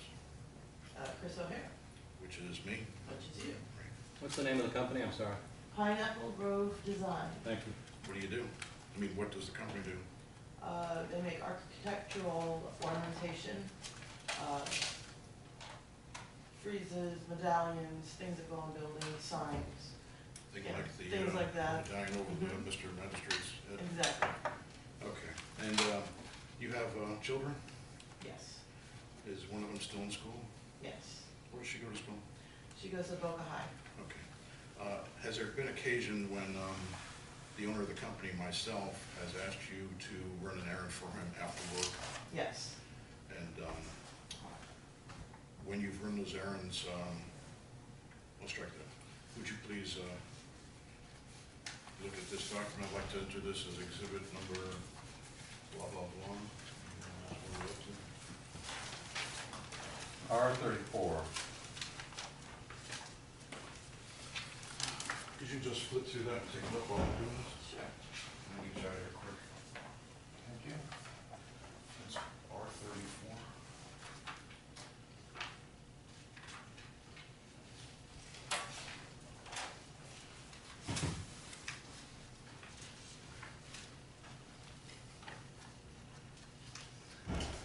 Just in general, while you're looking at that, what is it you are looking at? I'm looking at a letter that says that a roof has been inspected or looked at. And, have you seen these before? Yes, And, if you'll, can you describe, for instance, what's from page one, what's the date on page one? January 30th, 2013. And on page two, the date, January 16th, 2014. what's on page three? Picture of something I have no idea. And is there a date on the picture? Yes, 1/16/2013. Before we go any further, is it your recollection that on January 16, 2014, you had possession of that or a similar document? Probably around that date, I believe you had given me this. And the document before dated January 30th, 2013, did you have possession of that on or around January 30th, 2013? Yes, And let's just go through real quick. The next one is July 12th, 2014. And what's after that page? another picture of, Dated what? 7/12/2014. And the next one, January dated- 7th, January 7th, what year? 2015. And the second page of that one, Another picture of something and the date on that. dated January 7th, 2015. And the one after that, July 6th, 2015. and the second page of that. Same thing, another picture. And then the last one. December 3rd, 2015. Now, without worrying about whether the picture is attached to the letter, do you remember what, if in fact these things were in your possession around those dates, the corresponding dates to each one of these documents? Oh, yeah, probably after. Okay. And I don't think I would have had them before the date. why did you have them? You had asked me to drop them off in Delray, with the building department. Have you ever been in the building department before? Yes. What occasion? To drop things off for my own personal house that I used to own down there. Did you have any relatives working there? And yes, my mother worked for Code Enforcement. For how many years? Oh, God. It was approximately. 20-something years. So you're pretty familiar with Delray Beach Building Department. Yes. And when you would take these letters from Mr. O'Hare after work, me, and you would go to the building department, did you go inside and throw them in the closet, give them to somebody, hang them on the wall? No, I walked in through the doors and went to the counter and just told them that you needed me to give this to them for the building department. Told who? Janitor? Whoever who was at the counter. At the counter, so you give somebody at the counter? Yes, I didn't take names. Did you tell them to give it to the mayor or building official or anybody? No, I believe it was Mr. Tobias, maybe? So you went up to the counter, you Yeah. testified, and you gave them the people at the counter, and you said, please give this to Mr. Tobias. And then, did you hang around to see if you got it? No, Just, where'd you do that? when I picked up my daughter. Okay. And did you read these at the time, or just browse them? Not really. I just know that they said engineering on the top and And what's, they looked exactly as this, I mean. okay, and what's at the bottom of the letter? Is there some kind of a insignia? There's a steel, looks like a notary seal maybe? This circular object Yeah. is a, what is it? Okay, Luzerne this spinner? one's a, And do you see a name next to the seal with a registration number? Terrence Munn, And a registration number is, 26119. does that appear on all of the documents in your possession? How many that you're examining?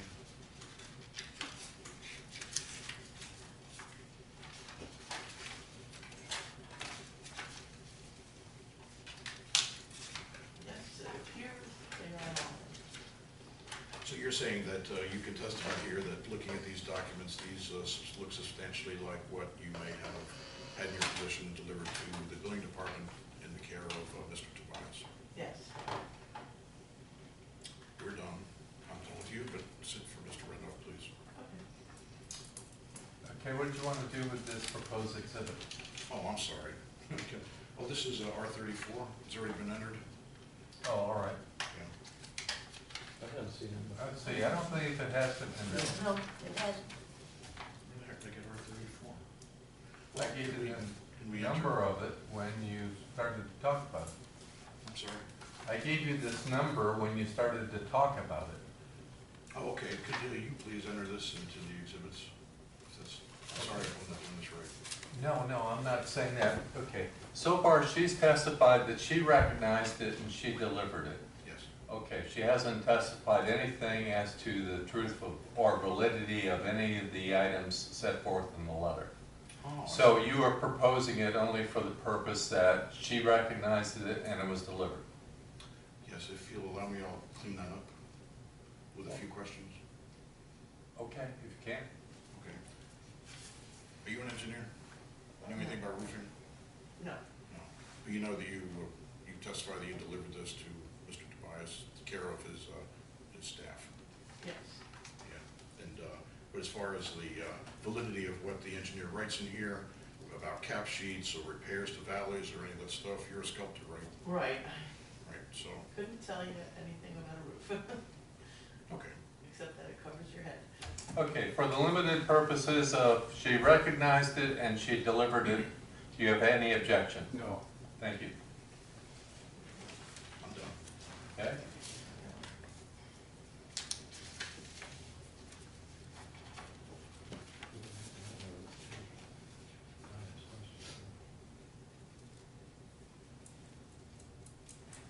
So you got across? No. Oh, okay. You're excused, ma'am. Thank you very much. Appreciate it. Thank you.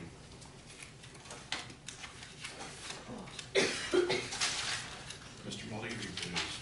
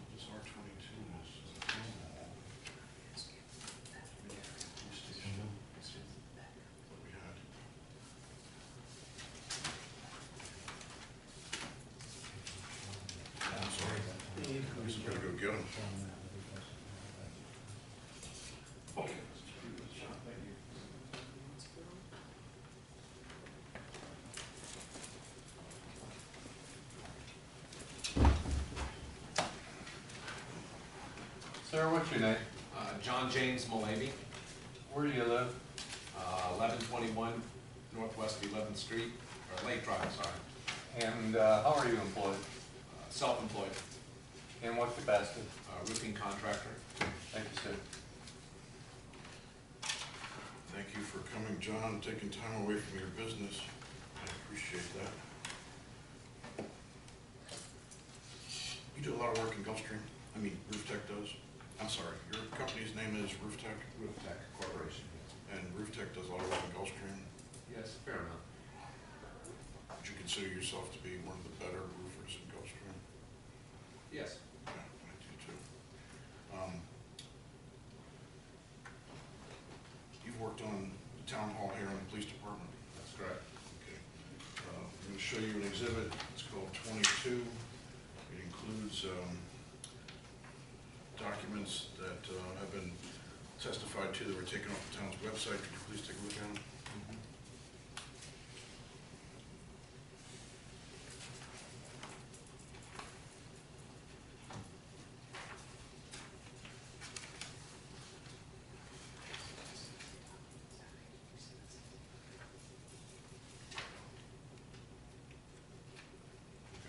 They're the same, right? No, if you'll notice in this box right here, it says, correct me if I'm wrong, does that say town hall, and does this one say, I'm sorry, police? They both say town hall. My mistake, I'm sorry. Here's the other one. Okay, we're talking about R21 that says Gulfstream Police Department, R22 that says Gulfstream Town Hall, correct? Thank you, sir, that's correct. Okay. Excuse me. Okay. Thank you. I have those. Let's start with, which one do you have in your I hand? have the police department. Okay, let's start with the police department. This is dated around April 5th of 2010, is that correct? Yes. For $3,600, and page 2 shows a plan of repairs you're gonna do. Is that correct? Correct. And page 3 and 4 appear to be photographs of, what, can you describe what's going on in the photographs?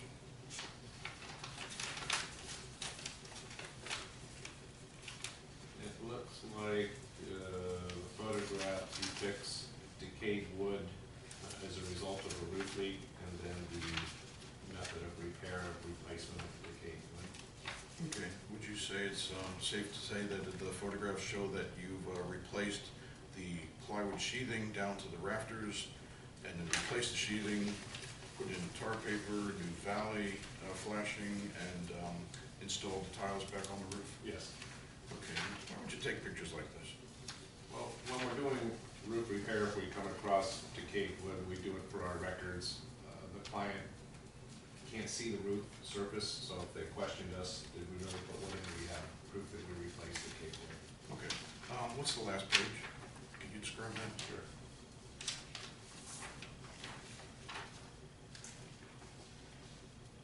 It's a check in the amount of $3,600. It's not signed, but you probably got one that was signed, do you think? Yes, I would think so, yes. Yeah, they wouldn't pull a trick like that. So, the check that you got here, it's got a big black bar on the bottom. Did your check have a big black bar? I don't remember. You typically get checks with big black bars from the city, from the town. Actually, I don't do any of the receivables or payables. I hardly ever see a check. Okay, fair enough. That was, 21, Gulfstream Police Department, now Town Hall, which is R22. Does this look like something your company might have sent out, the cover being an invoice, I guess? Yes. Okay, so you think there's an accurate invoice that the town got? Yes. For $11,000, and on page 2, and 3, can you tell me what those photographs are? They're photographs of, we installed as I recall, this was also 5 years ago. I believe we installed rigid insulation, and we had to build up the rafters to put the insulation between and then sheet on top of that. And you took the pictures for what purpose? Just to show the method of attachment of what we're doing. who would you share those pictures with? Usually provide them if I'm asked for them by the client. Sometimes they'll ask for them, sometimes they don't. Would you ever give them to the building department? If the building department asks for them, absolutely. Gotcha. Is it your experience that most roof inspectors like to inspect from the street instead of the roof? I'm sorry, take that back. Is it safe to say that in the course of going for inspections, sometimes the inspectors like to not climb up ladders? No, they require that we have a ladder on site. And if we don't have a ladder standing up on site, they won't even stop the car, they'll fail the inspection, so I'm. Okay.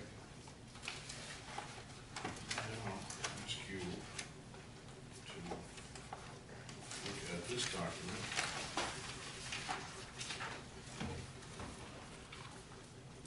There you go.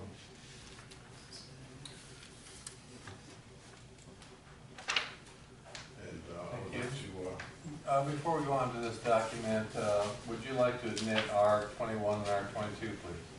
I'm sorry, look at everywhere, yes, let's please, sir. Any objection, Mr. Randall? No. Okay, we're gonna take these off the proposed exhibit list, and Let me just say that my only objection is a relevance objection, but I know we're not taking relevance objections, but I don't see how these are relevant to this case at all. We're talking about Mr. O'Hare's roof, not the town Gulfstream's roof. yes, sir. Yes, Your Honor, the last thing I want to do is waste your time, and they will be evidently relevant in a few minutes. Would you please tell me what that looks like to you? The cover page, for instance. This is an addendum for modified addendum underlayment to the addendum to a contract for roofing to change the underlayment to a I apologize. enhanced modified. I apologize for not being clear. What I'm asking you is was this an email or a copy of an email? This looks like an email from the, Okay. And if you were just to flip through the stack or take as much time as you need, does this look like a fair representation of the email exchange between yourself and myself regarding 2520 and roofs in Fort Lauderdale in other places that you might have provided bids on? For instance, like Douglas. Sorry, go ahead. Just look at it.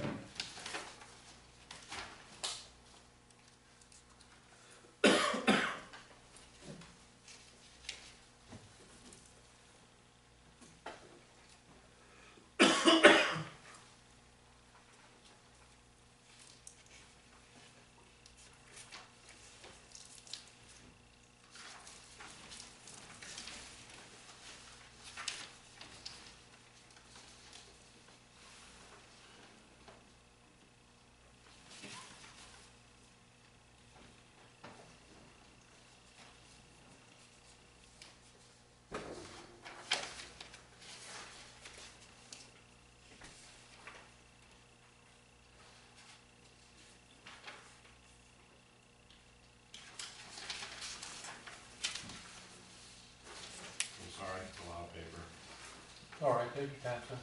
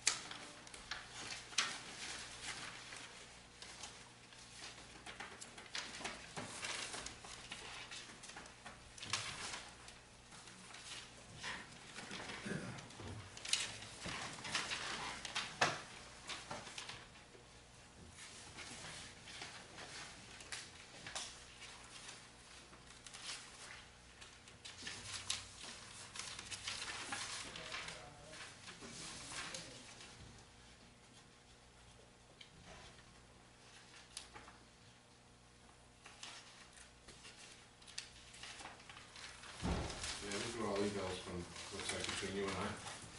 Oh, thank you. If you look at this exhibit R23 and tell me what this looks like to you.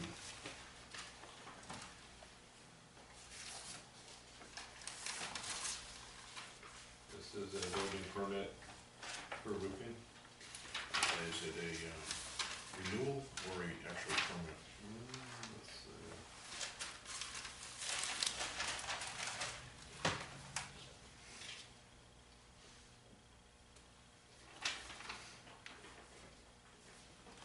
I call your attention to the little stamp in the upper right, which the date appears to say 6/24/13, if you could make, if you agree that that's what that says.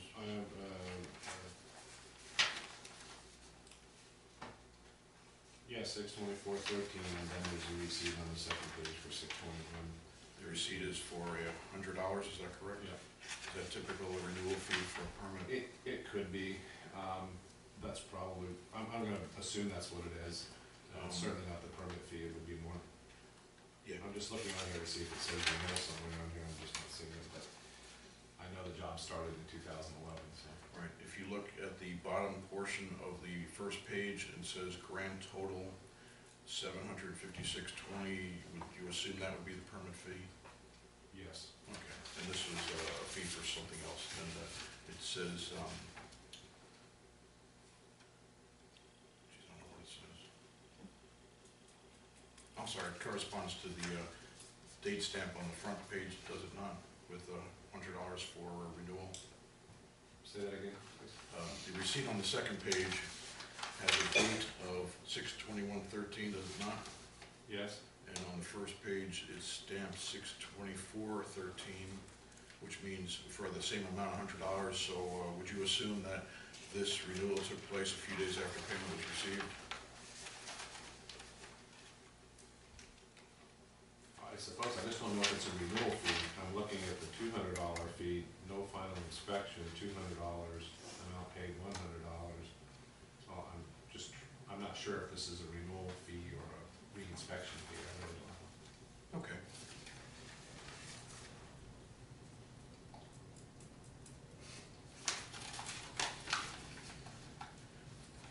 Let's see.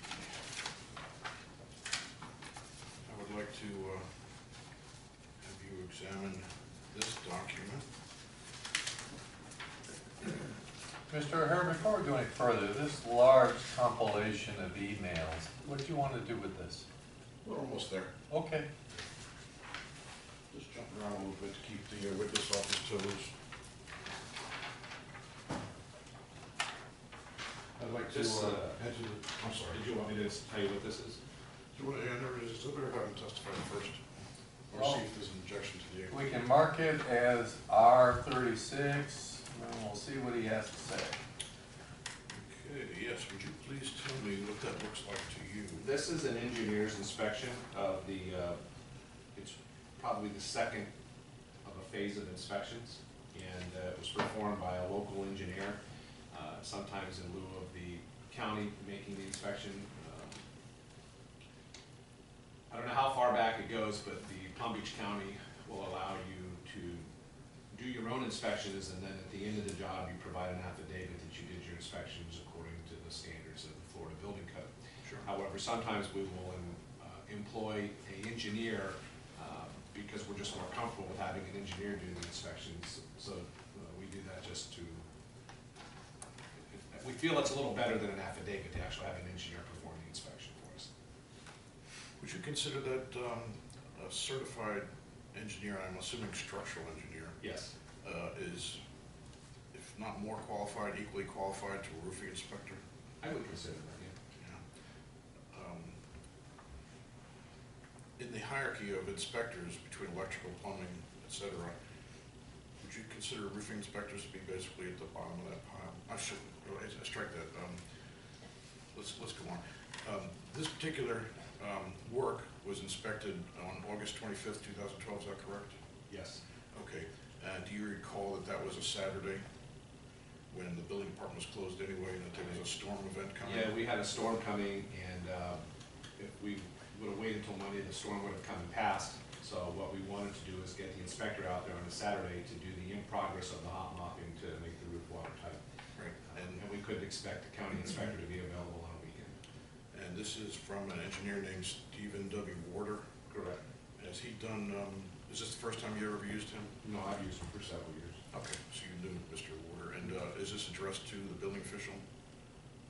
It's to the building official. Right. But you don't know at the time if the building official was Del Rey or the county? No, I don't recall. Right. It was, the date that this was sent to the building official was November 14th, 2012, is that correct?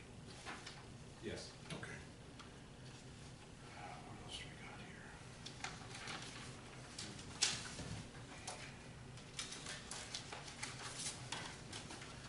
And that's R36 is a new one. Sereno.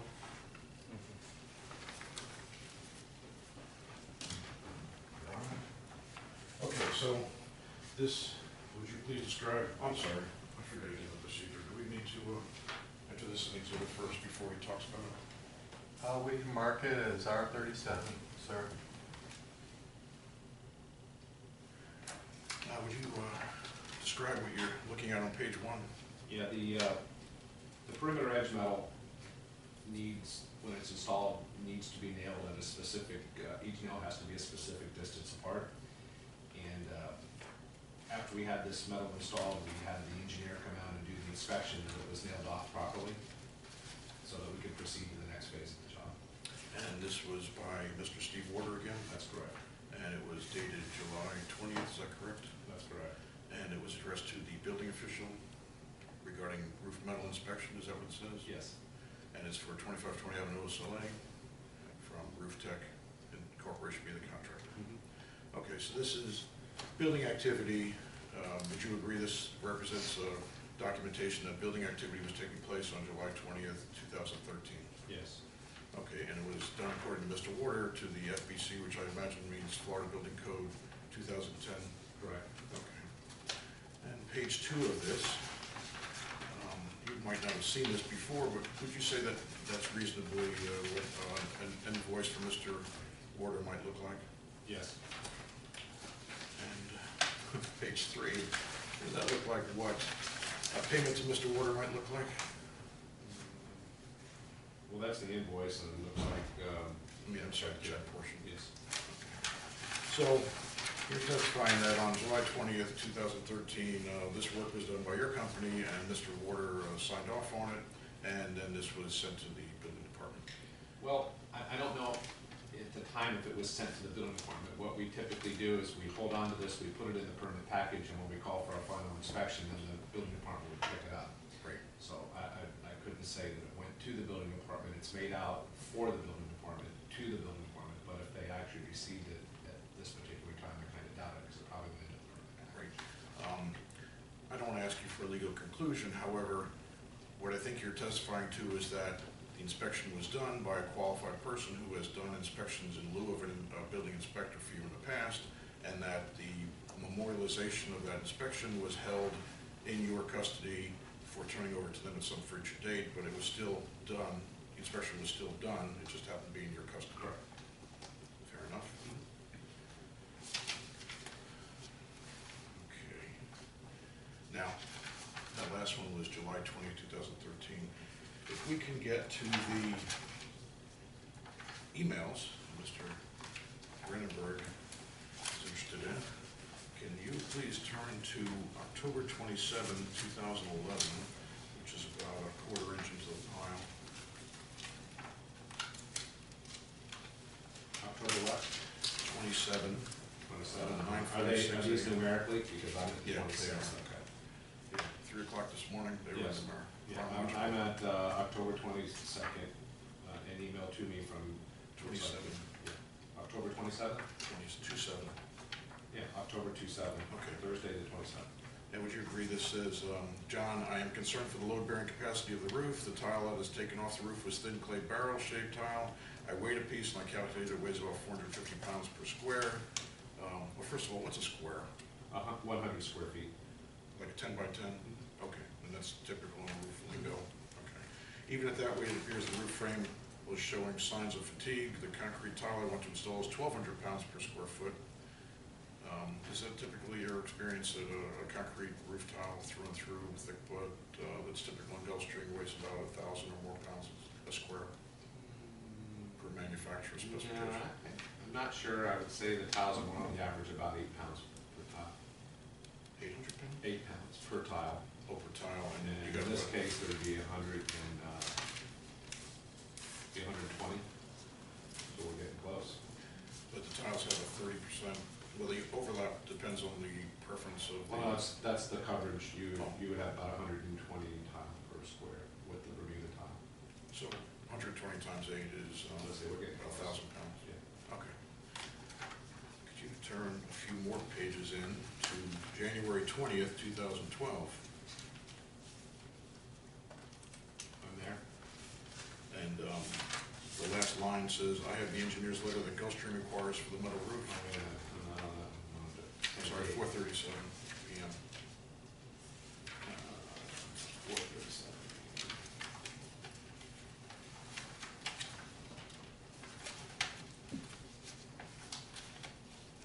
I'm applying for the driveway permit? No, what's the date you want? January 20th, 2012, 4:37 PM. Okay. The last line, would you agree, says, I have the engineer's letter that Gulfstream requires for the metal roof. I see that. Okay, that's what it says, okay. A few more pages now to March 3rd, 13/2012 for 11:05, I'm sorry, what's the date? March 13th. March 13th.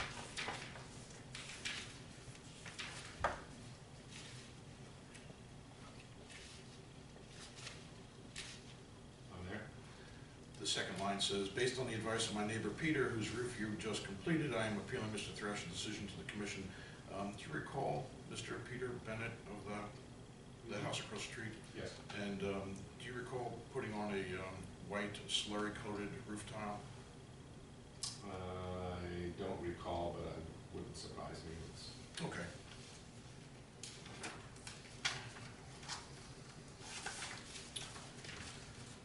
And then June 19th, 2012 at 2:16.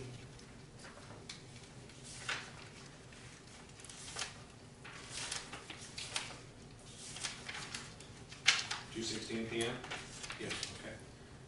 And do you agree, it says, the town has formally rejected my appeal for metal roof, and I have filed an appeal at the courts. Just that. Not asking for an opinion on that, just if that seems to have been written at that date. August 22nd, 2012. There is a, if you'll agree, there is a invoice or a proposal for $3,900. August 22nd? Yes, 2012 at 1:16 PM.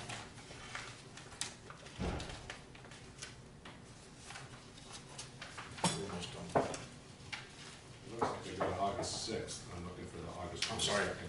August 22nd, August 22nd. 2/2. Should be quarter inch from the front. No, I think you're that way.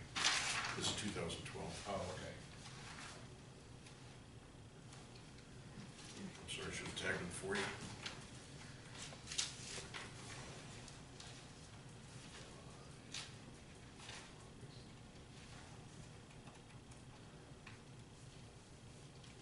Two thousand twelve? 2012, August 22nd, at 1:16 p.m.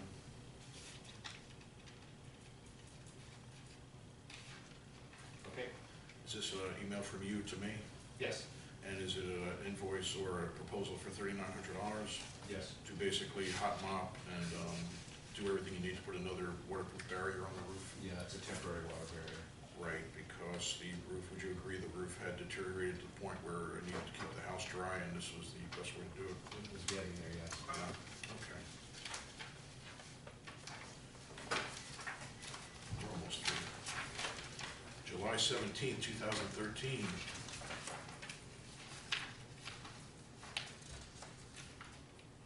I'm there?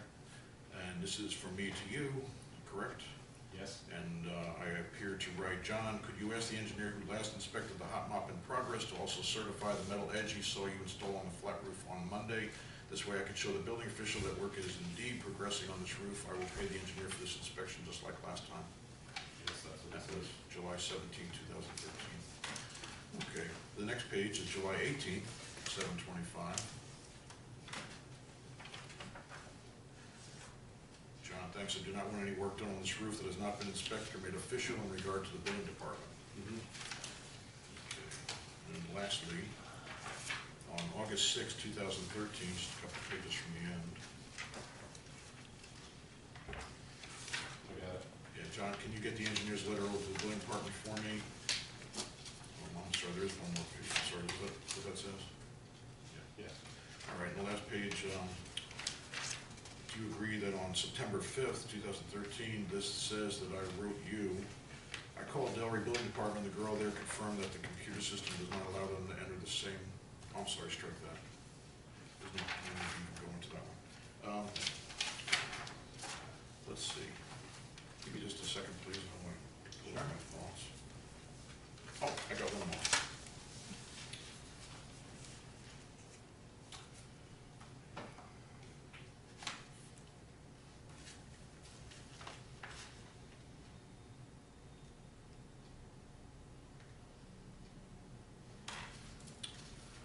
I'm going to show you something that is Exhibit R29. It was used here in a litigation last week from the city of Delray Beach. That's been testified to. And the cover page, I don't expect you to have any knowledge of, but if you look at the second page, do you recall ever getting anything like that? Well, first of all, can you tell me what that says?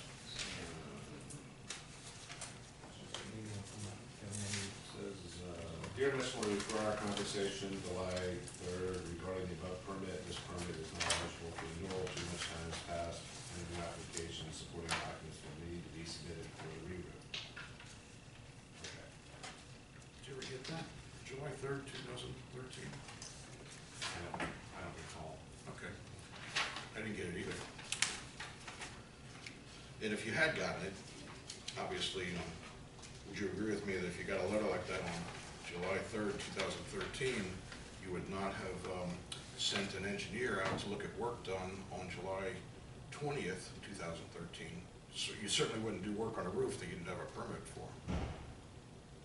Is that fair to say? I guess that would be an assumption. I'm not sure if I got it or not, is what I'm saying. I don't know if I got that letter from him or not, but I know what you're saying. Yeah. Would have I have proceeded to work on the roof without a permit? No. I wouldn't think so.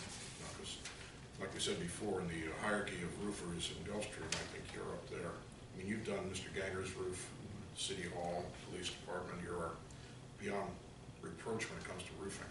Well, I mean, I will say this, you know, roofing, particularly retrofitting or re-roofing, we have a lot of liability to the interior. So even though a permit may have expired and we have to do something to protect the interior, we're gonna work on the roof. We're not going to complete anything, but we're gonna at least get it to a point where we're comfortable with it, that it can stay as a temporary basis. So certainly, is it possible that I could have worked on the roof without the permit? Sure, but I wouldn't go beyond the stage where I need to have an inspection to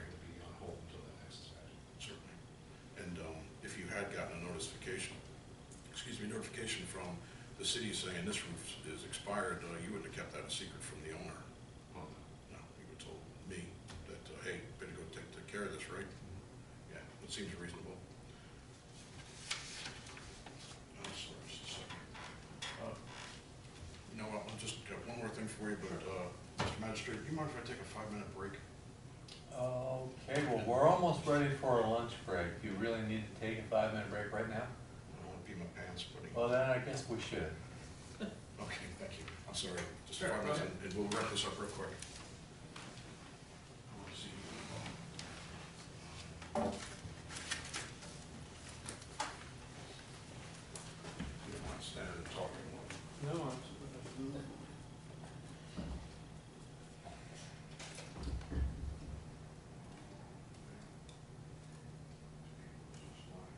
Poor John, he's in a rock and a hard place. Better tell him. Better tell him he can be heard.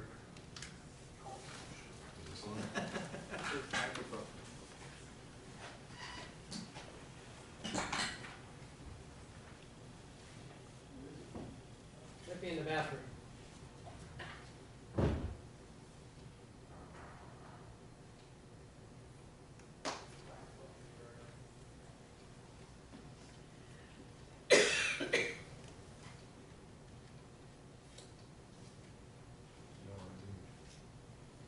Hello? I'm well. Well, we're about to break for lunch. He says he's got about 5 more minutes, I think, and then we're gonna break for lunch. What time, Mr. Magistrate, do you think we'll break to? This is Janice Rustin from Del Rey. Well, we're only gonna take an hour lunch, so. Okay, so what time is it? Well, so 1:30, we'd be back at least by 1:30. Mr. O'Hare's not in the room right now, but I assume that he'll want your witness here by then, but can you wait, until he gets back in the room, and then we'll see you? In fact, if you can, I've got this number on recents on my phone, so I'll just dial you back up when he comes back in, so we can tell you exactly when he was. Okay? Yes, okay, thanks. All right, bye.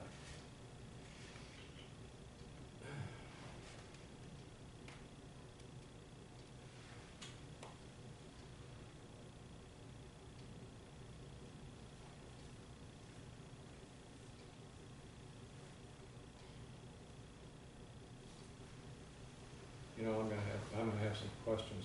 I'll wait till he gets in.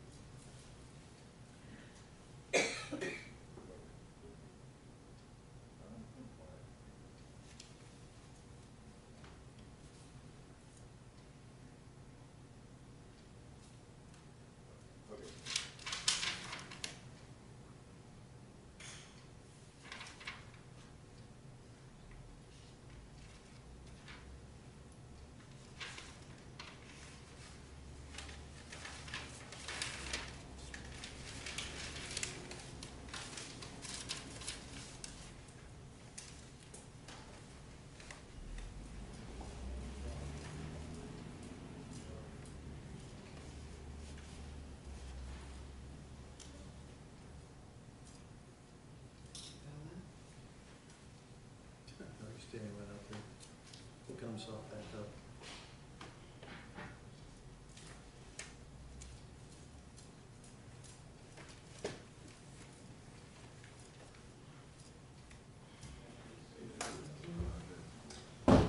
Is this back on now? Can you tell? What's that number you got on? What's the number on the, It's, number 2, mic 2. yes, it's on. Okay. Is your lapel, is it fastened to your lapel? Yeah, Chris.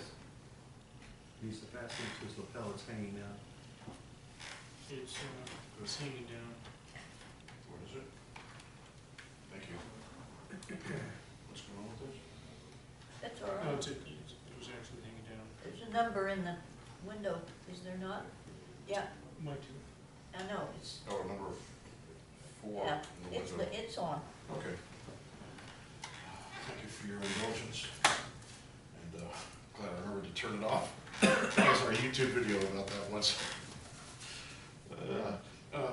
Mr. Magistrate, I don't know if I'm able to introduce exhibit number 35, 36, 37 in evidence, but I'd like to make sure we do that. Okay, so we've got 36, 37, 38, and 29.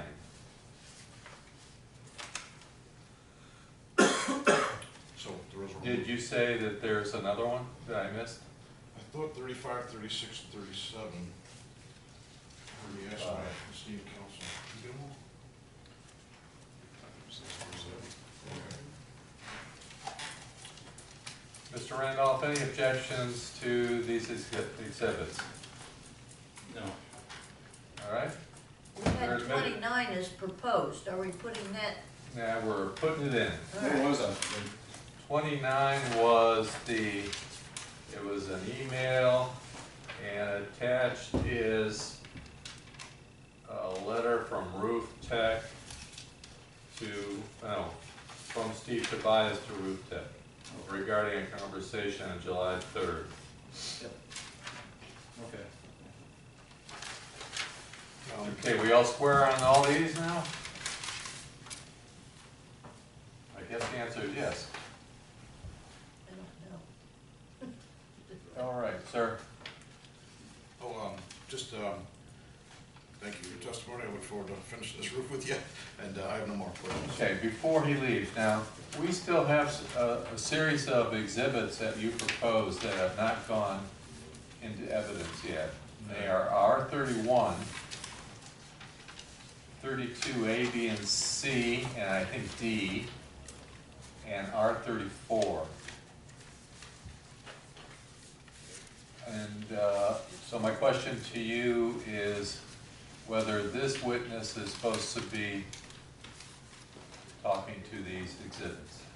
Can I ask for your indulgence to tell me what R31 is? R31 is a email. I think Brucine testified as to that. July 3rd email from Lou Rotter to Steve Tobias.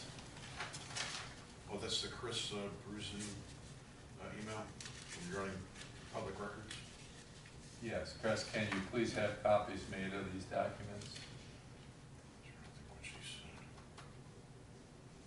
I'd like to enter it into the record. I know, but I'm just asking you whether or not this witness is No, supposed he's to got help nothing you to do get with this into the record. The answer is no? He's got nothing to do with that. Okay, very good. And I wanted to make sure, while your witness was here, I appreciate that that. he testified to all the exhibits that you wanted entered. And the 32 A, B, and C that you mentioned, Yes. can you describe what that was? Those are the downloads of Colonial Revival. Oh, that's for the next one that's coming up. Okay, and, yeah, so is R34, UBCD, and that's it. All right. You know, Your Honor, I still have an objection on R36 and 37, since they're from Southwest Engineering, Inc., and don't have anything to do with this witness. Well, this witness testified that he had received them, reviewed them, and made them a part of his package that he submitted to the city for final inspection, I believe. So, to the extent that, of that testimony, we're gonna allow him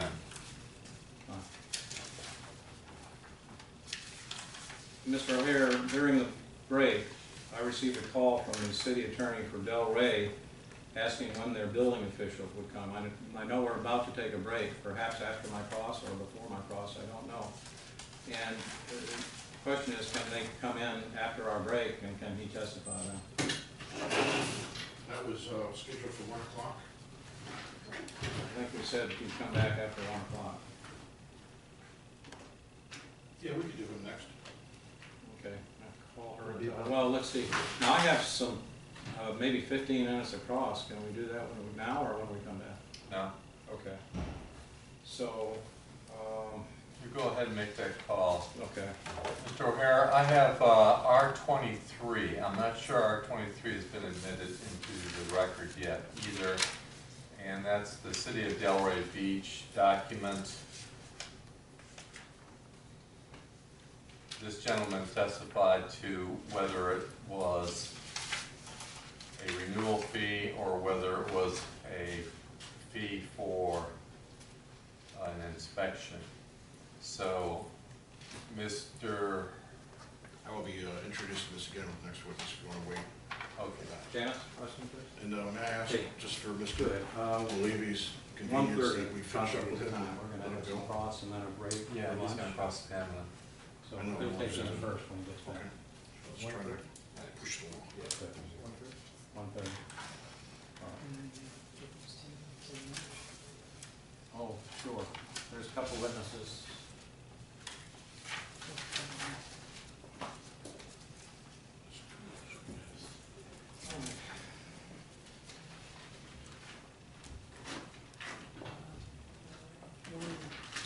Is requesting a call 15 minutes before, she's just 15 minutes. Okay, apparently there's one witness there that's 15 minutes away that would request a call 15 minutes beforehand. And who is that?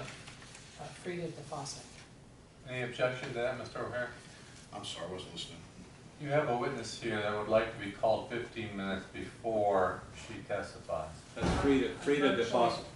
Around the corner, Oh, that's no problem. rather than. Because you're working next door? I work over at St. Andrews, I could be working rather than sitting here. Okay, great idea. We'll go ahead and do that. Yeah. no problem. Okay, And it's probably gonna be, 2:30. that's fine. Who should I leave my number? City manager right there.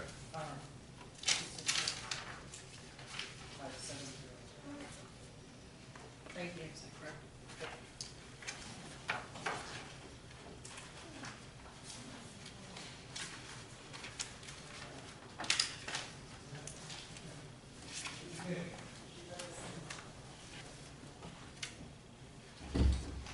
Mr. O'Hare, are you prepared for me to go ahead with my cross-examination? I'm sorry, get out of your way. Yep, great. Mr. Malavy, you were or are Mr. O'Hare's contractor for this roof, correct? Correct. As his contractor, were you involved at all in making any determination as to whether or not the structure, Mr. O'Hare's structure, would not support a tile roof? I was not, Did you know who Terrence Lawn is? no. Okay. And I believe also in your direct testimony, you indicated that an engineer's certification regarding the roof should not be done without getting up on a ladder and looking at the roof. Is that correct? Remember saying that? No, I don't remember saying that, but I do, I remember saying that I thought we were talking about inspectors when they said climbing the ladder. Okay.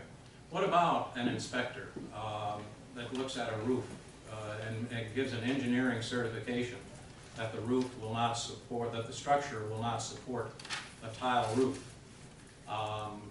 Can that be done just by standing and looking at the roof from outside, or would a person? It's typically done from looking at the roof from the inside, from the attic, at the structural components, the rafters and trusses. If you Okay. go on the roof covering, you can't see past the plywood deck. So you'd at least have to go inside and look up at the trusses. Correct. You couldn't do it from just by observing from the outside. That would be my opinion. So, I note in these various emails that you were asked for a price of a metal roof as opposed to a tile roof. Correct. Did you ever give a price of a metal roof? I think I did. You recall what the price was of a metal roof as opposed to a tile roof? I know they're pretty close together. Okay. Let me refer you to in your email package, the July 17, 2013, 9:39 a.m. memo. Do you still have that email package in front of you? July, what's the date?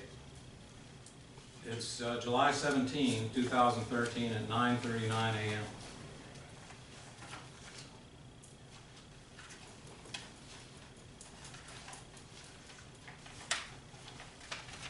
That was an email from you to Chris O'Hare.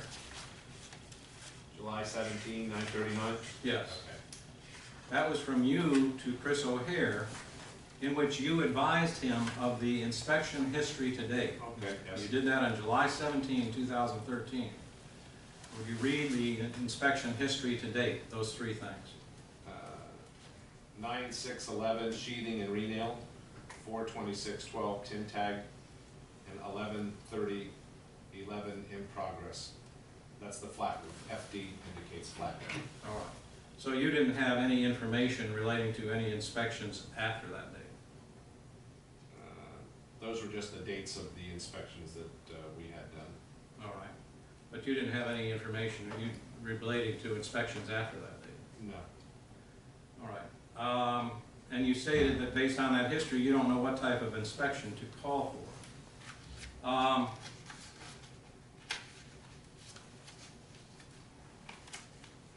I believe you stated in your direct testimony that you may have done this hot mopping and some of the other things because you felt it was your responsibility to make the roof watertight, correct?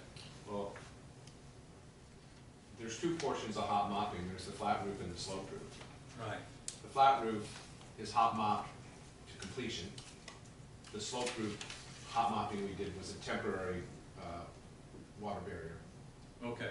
And that temporary water barrier, you said, was something you may well have done without a permit to seal the roof. That's correct. In fact, you probably did that without a permit to seal the roof. Well, no, we had a permit. We just used it to seal the roof. But it wasn't part of the roof permitting process. No. It was just to seal the roof. Yeah, an additional layer. Okay. And I think you said in your direct testimony, you were doing that for whatever were to come next. Correct. And you never really learned what was to come next, did you? Whether it was going to be a tile roof or a metal roof. No, I did not. Do you recall early on in this process when Mr. O'Hare applied for a metal roof and your delivery person, I don't know her name, came into town hall and said, Mr. O'Hare is applying for a metal roof, that she was advised, and probably you were advised, that the town is not going to grant a metal roof under its code? That's correct. And you understand that the town would not grant a metal roof for that? That was confirmed on that date. Right.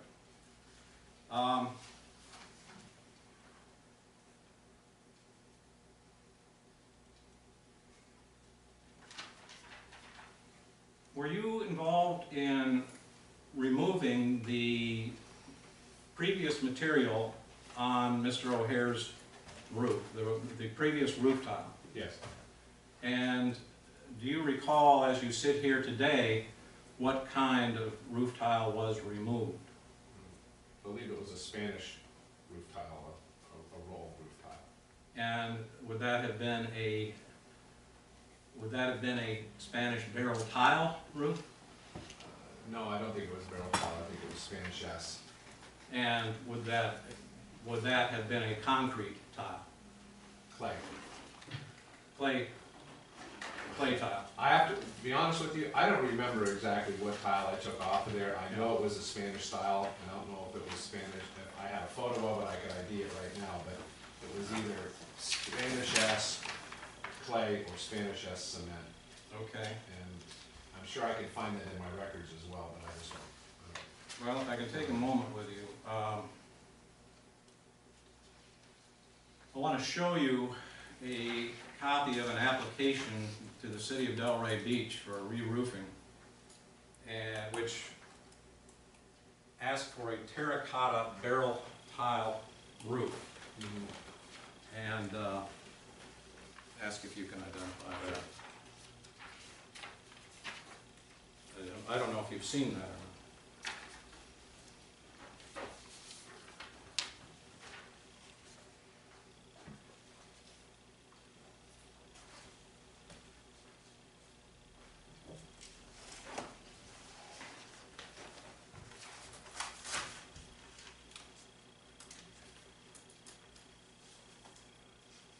No, All right. I don't recall seeing this, but terracotta barrel tile. That's not what was on the roof previously, is it? I don't recall. It could be very well the terracotta.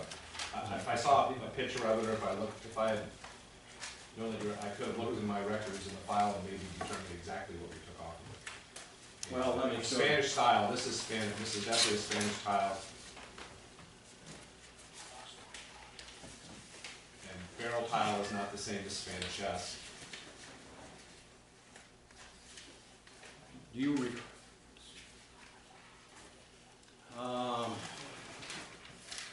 do you have the color, Mr. Magistrate, is the color picture of the roof? Let me see if I can, just a second.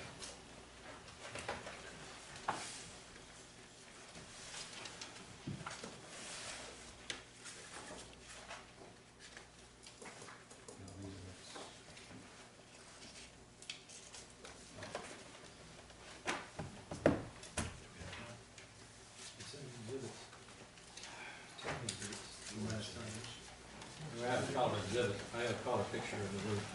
You don't recall what exhibit that was? It was one of his exhibits that he put on early today. Okay. This is getting too complicated.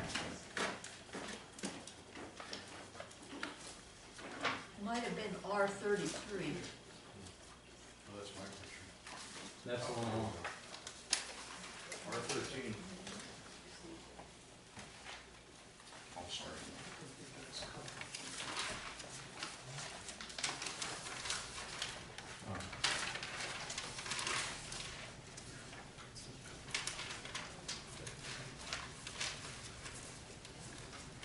Yeah, we have a R13. Mr. Randolph, is this what you're looking for? I think so.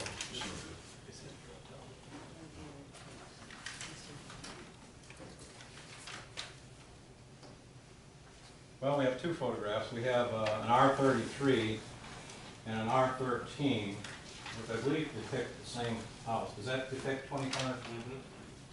And we have R33. Can you tell from looking at that whether that's fits the description of the application that Mr. O'Hare made for a terracotta barrel tile roof? This is a Spanish S. It's a single piece tile. It's not like your typical barrel tile, the existing. Okay. It's one tile. A barrel tile is one under, one over, one under. You know, that type of thing. This is not. This is Spanish S. It's this kind of a simulated barrel tile. The Artesanos. I see it on here now. This application is for Artesanos Inc.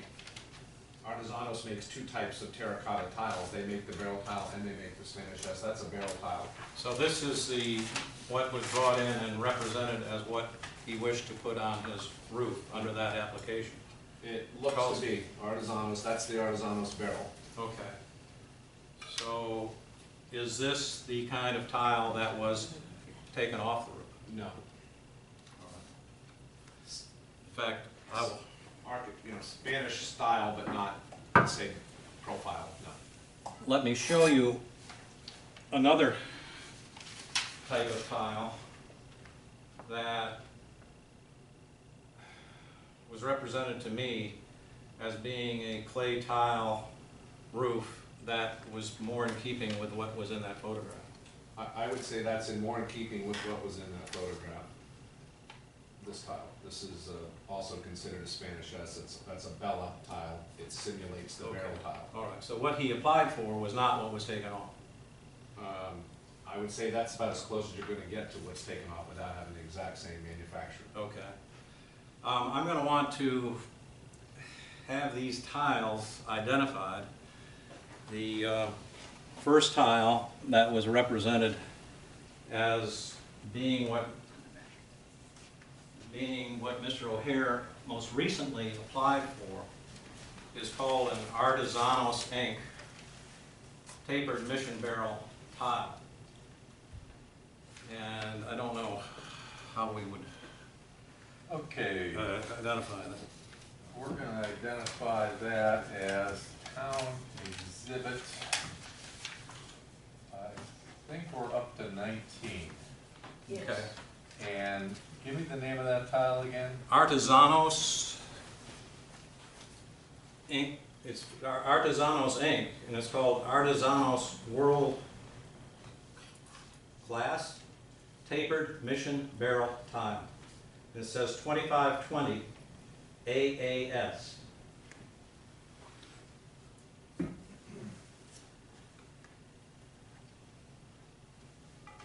And your representation is that T19 is what he just recently applied for? What he most recently applied for to the town in stating that he's wanting to replace what had been taken off the roof. Okay. Yes. And the other item? The other item is T20. T20, it's called a Barcelona 900 Gold Dust from Boral, B-O-R-A-L. And it has the numbers 35 THB C5 7165 on it. And the witness represented that this is the kind of tile, this is the closest thing to the kind of tile that was removed from the roof. I'm sorry, who says that? This witness. Yeah, it's, from what I can see in the photograph, that tile there, the existing tile, I have to say, without looking in my file, I could identify exactly what came off that roof had I known, but I couldn't tell you. Based on this photograph, this is a Spanish S or I need all that stuff. Bella or Barcelona. It looks more like that than a barrel tile, because in a barrel tile, it would have a higher profile, that's a lower profile. Okay, may I have those two exhibits? And honestly, back? without looking into my files. Are you done with those exhibits, Mr. Randall? I am, and then I'd like to place in evidence the exhibit I gave you to the City of Delray Beach, which said re-roof permit application. Okay, any objections to these three exhibits?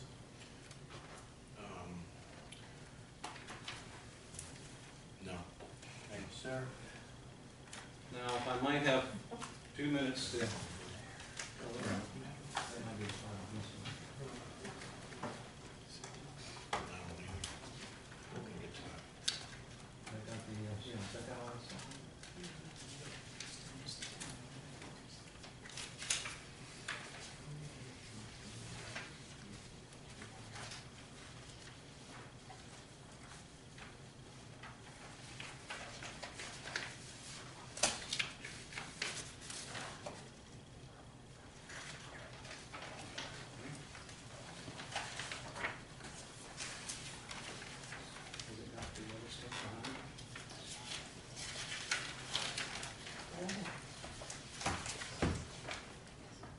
Let me show you a permit, Palm Beach County, dated 11/24/99 for a re-roofing installation. And have you look at that and tell me if you can tell by looking at that, what type of roof tile had been applied for in 1999. Is this picture the same as I've given you? Looks from here to be the same. Because I just wanted to make sure we had a good enough picture there. Well, we have a colored picture of the black and white, if I could present that. Sure.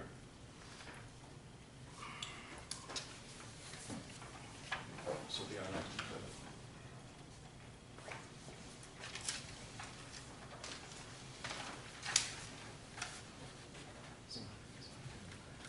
Now, this application only states the manufacturer of the tile and the color, but not the style or profile. Okay.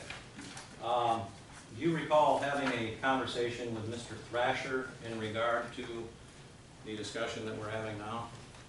Similar, sure. And in that discussion with Mr. Thrasher, did you indicate that the tile that was on the roof and the manufacturer of that tile was for a clay or concrete tile and not a Spanish barrel tile? I'm not clear on the question. Can you say that? Give me that question. Yeah, I could be. I've been frantically looking in my file for the documents, but I believe that Mr. Thrasher had a conversation with you when he asked whether or not this particular tile that I showed you, which was the Spanish barrel tile, is the kind of tile that was on this roof to begin with. And is there anything, can you tell by looking at that, that indeed that's not? I can't, because the census said this. Well, here's the NOA. Let me see what this says.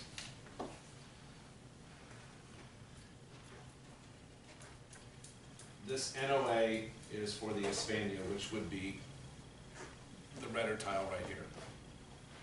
That's their version of that tile. This is Monier Tile's version of that, which is now, I believe, Burrell, and they call it the, you name it on the map. Okay. Before it was owned by Burrell, it was Monier Tile, and they called that tile Hispania. And it's a Barcelona gold dust Hispania? Yeah, but in here, this is just the profile of the tile, not the color, but yeah, gold dust. Okay. So that does confirm that the tile that was taken off the roof was this one that's marked a Burrell on that.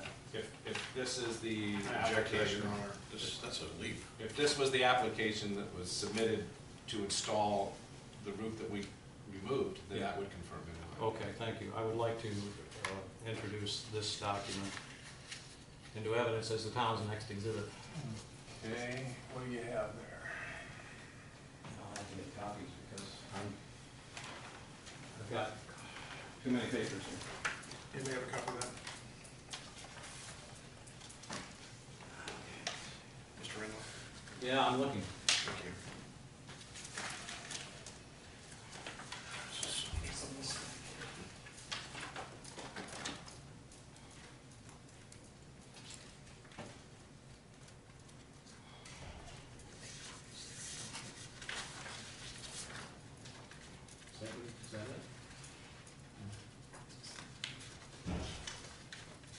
Is that it? Let's show it to him and then let's make a copy. We'll need to make a copy of that so that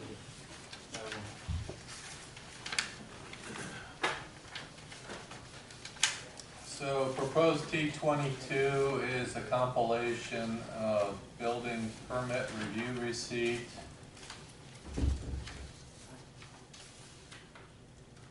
a permit, Palm Beach County, primary and fee sub-permit, and a product control notice of acceptance.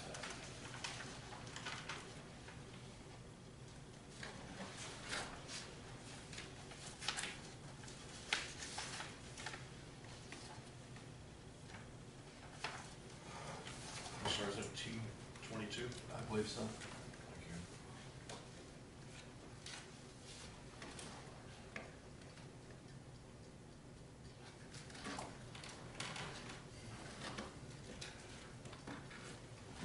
I believe,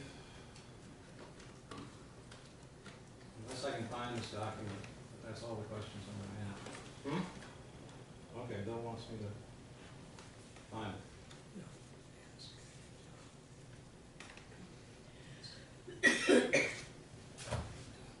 Which company? Sir, does Monair make anything other than concrete tile? Well, Monair is no longer in existence. Okay, was it sold to? It was always a concrete tile manufacturer. Okay. And the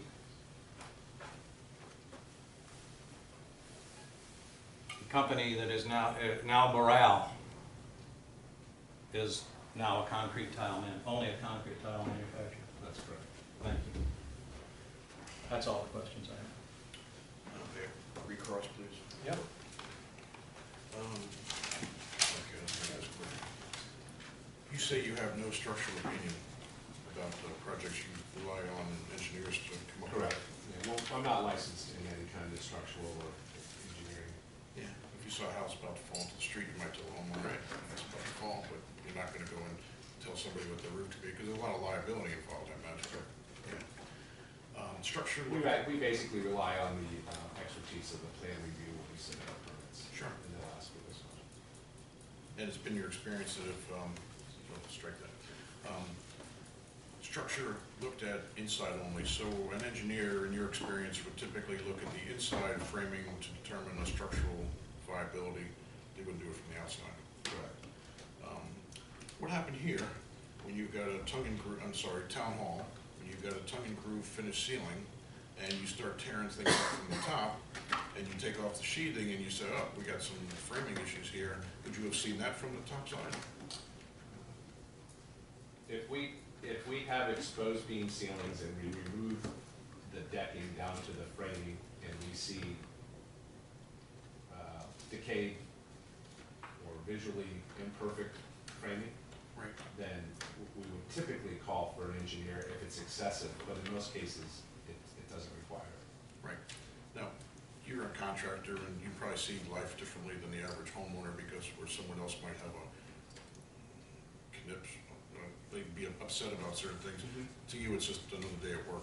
So I guess what I'm leading up to is you're on a job and there might be a question, taking off some sheathing from the roof while it's in that stage to look at some framing, is that really a big deal? Well, we don't take any sheeting off to look at framing, we only take the sheeting off because it's damaged beyond reuse.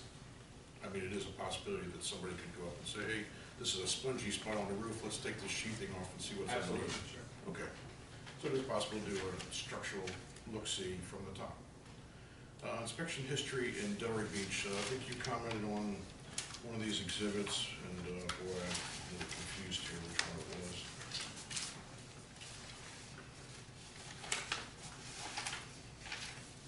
Oh, it was in your emails, that's right. Hold on just a second. Email dated, I believe Mr. Randolph pointed out, July 17th, 2013, which would be a couple of weeks after Mr. Tobias' purported letter, and you produced this list of inspections, and they were all done by, I assume, Delray Beach inspectors, but you had also had an inspection done by your earlier testimony at 8/25/12 by Mr. Switter? Warder? Yeah. So he did an inspection on August 25th, which would have been after these three inspections, but these three happen to be Delray Beach inspections. You know, I didn't say it in the email if this was Delray Beaches or Steve Waters, so I'm a little confused myself. Okay. But we have Steve Waters, you have them as exhibits. If those are the same dates, then those would be Steve Waters. If they're not, then I'm assuming that I got that inspection history off of the file from the city of Delray. Right. But of these three dates here, they don't reflect this report by Mr. Steve Warder. Okay, so yes. Okay. I would assume these are city of Delray inspections. Okay. You said something that I was really kind of interested in. No part of the permit process, a sealing a roof is not part of a permit process. It's not. I don't know. Can you explain what you meant by that? When you have to go in and do like an emergency repair, if there's no permit in place and you went there, that would not be part of it because you have to mitigate possible damage. Is that What what you meant? I was referring to is in the course of a project where a permit's already been pulled. Great.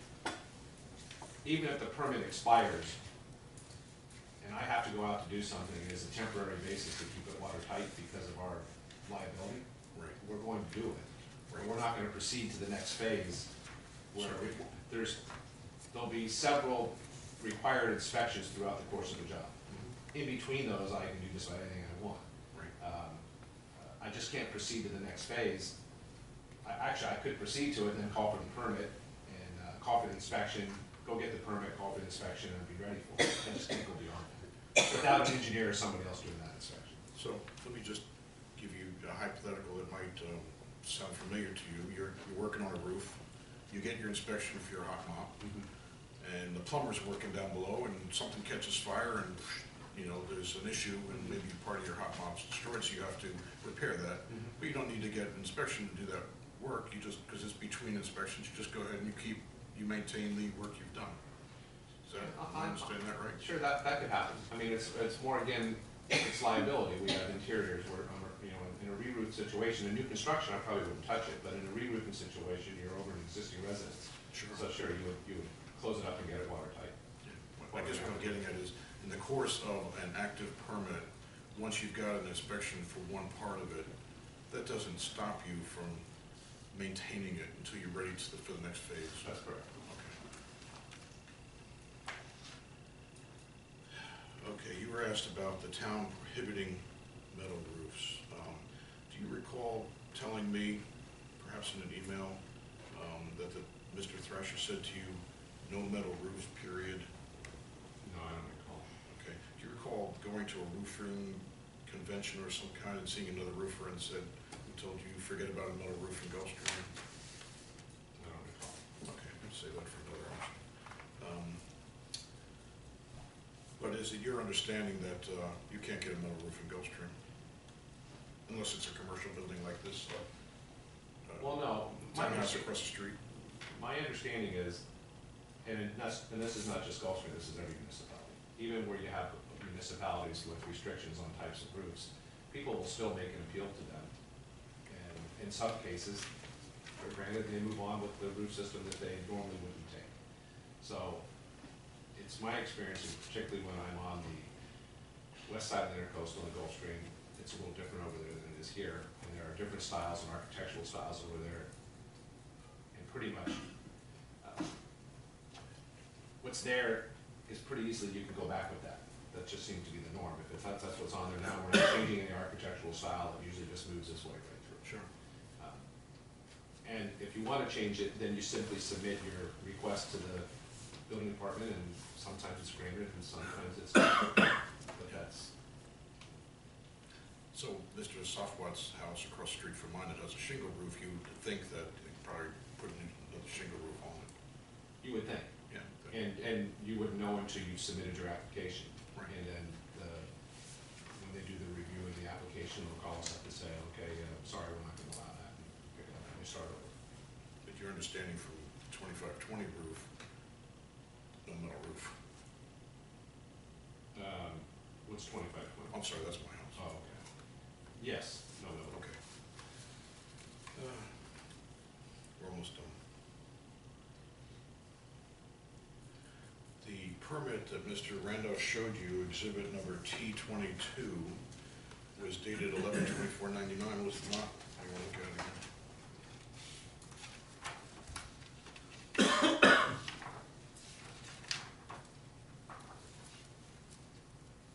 Yes. And that was approximately 12 years before you took the roof off? That's correct. Round numbers. In general, in all the municipalities you work in, if someone gets a permit for a style of roof, say a barrel roof, and between the time they get the permit and the time they actually put it on, and they say, you know what, I like Monier and I like Burrell, but this Integra, that's really the cat's pajamas, let's go with that one, but it's the same tile, I guess you'd have to then go ahead and submit the NOA for that. Yeah, to we make do it a revision. Right, make it official, right. You're an expert in roofing. When you look at a roof, you know, like a plastic surgeon could probably spot a nose job a mile away, you can probably spot a roof pretty accurately. So when you look at this picture, which is exhibit R13, And this picture, which is, I don't know if this has an exhibit number, but it was shown to you by Mr. Randolph, the color photo straight on. Are you absolutely sure, without a doubt, that that tile is that tile that was presented by Mr. Randolph as the Spanish S? No. Okay, let me ask you. To the average person driving down the street, the average homeowner, they look up and they see a Spanish tile, terracotta color, and maybe it's barrel, maybe it's S, maybe it's a modified S, maybe it's a barrel with a pan, who knows, any combination. To them, it's Spanish roof, Spanish barrel tile roof. Would that be accurate? Sure. Okay. So, would you think it would be fair to say that if I wanted to restore my roof to the way it was before, not having the body of knowledge that you have, because you're the expert, and not having access to that particular tile, if I made the assumption that that was a barrel tile and I made an effort to get a permit for that, do you think that's reasonable? I'm gonna object. It's not within the, it's not within the scope of this testimony, of his testimony. I'm going to allow the question to be Okay. answered. Let me ask you more simply. No, that Okay, question. Sorry.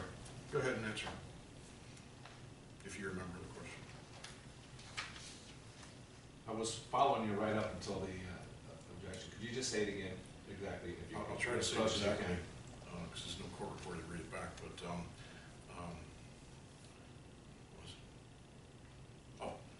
if the average non-roof contractor homeowner wanted to restore their house back to this condition, and they thought, let me put this right, would you expect that someone without your expertise might assume that that was a barrel tile roof? Yes. Okay. So well, that's enough on that. Okay. I think we're done. Thank you. You got more? But sir, yes, you're not an average person, and you previously testified that the Barcelona 900 Gold Dust by Boral was, in your best estimation, the roof tile that most closely resembled what was on there before, correct? Wasn't that your testimony? I don't know that that was my exact testimony. What I said was that tile and that permit application Matched. matched. And let me show you. And based on these photographs, these are photographs of a home, not of a roof. And I'm looking at it from the street and they're clearly blurry. They're Spanish style cement. And if I had to guess at it, I would say that's not a barrel tile. That's probably a Barcelona or something. Thank It's you. based on the photograph I see. And let me show you a document titled Barcelona 900, which is a manufacturer's marketing tool relating to Barcelona 900 tile, and ask if you will confirm by looking at that and comparing it with the photograph that that's the same tile. I object to this. I don't know if Mr. Randolph made that in Photoshop last night. I couldn't say yes or no, but I could say yes, they're certainly similar.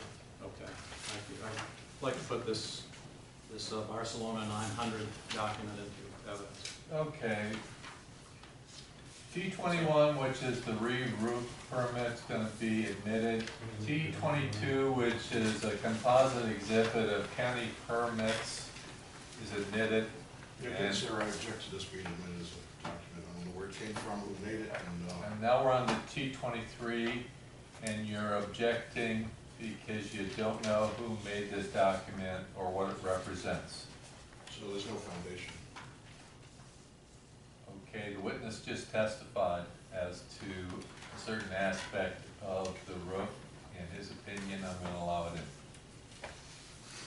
And then one final question. You know who Steve Tobias is? Yes. You deal with him, or have you dealt with him in the city of Delray Beach? Not directly, no. All right. Well, I just want to show you a document titled T18, and have you read that, and then tell us what it. The highlighted area? Yes. Another extension is requested. The HL homeowner will have to file a new permit, KEB 7313, this permit, was renewed in error on 6/21/13 per the above note. Permit has been revoked to disallow any further activity.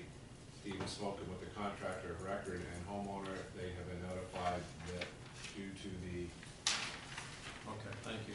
Is there anything inconsistent in this and with what you know in this application?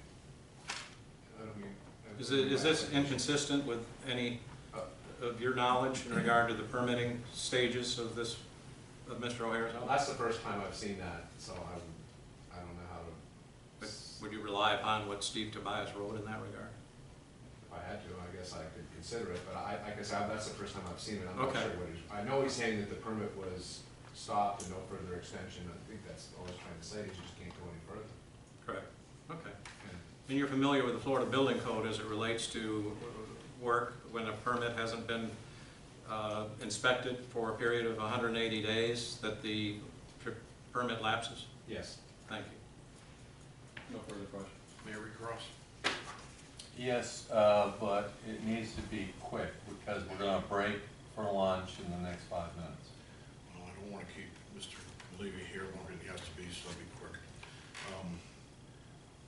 Is it absolutely your experience every single time that when a permit lapses 180 days, there's absolutely no recourse? It is terminated and therefore abandoned?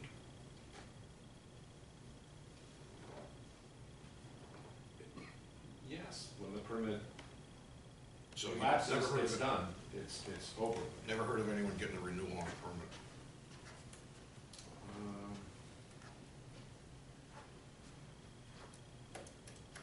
Honestly, I don't recall ever renewing a permit, so I can't answer that. Sure. Maybe it's done, but I personally haven't had to renew a permit. Right, so you don't know if a permit could be renewed? I would certainly think so, but Yeah, it seems reasonable. Yeah. You would agree. Okay. Has it been your understanding from the very beginning that this has been a subject of litigation? yes. And this particular tile, again, if I might ask, would the average person going down the street who might have torn this Excuse tile? me, asked and answered. No, this is a new exhibit, sir. I never asked him about this exhibit. You're talking about the average, asking him about the average person. The average person isn't here to testify.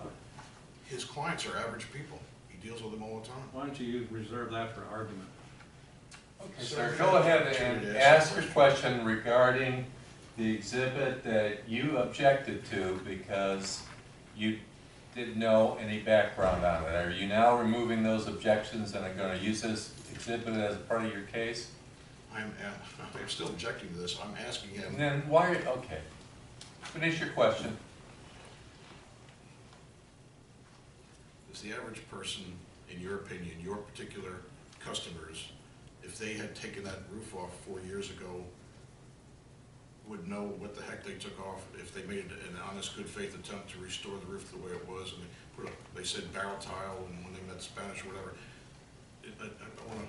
I want to quote our Secretary of State. What does it matter? I mean, would one of your customers, if they came and said, Okay, restore my roof? that question is impossible to answer. Do you have a succinct question that you can ask this gentleman? I'll try to be as succinct as Mr. Randolph. Would your customers know to restore that roof today?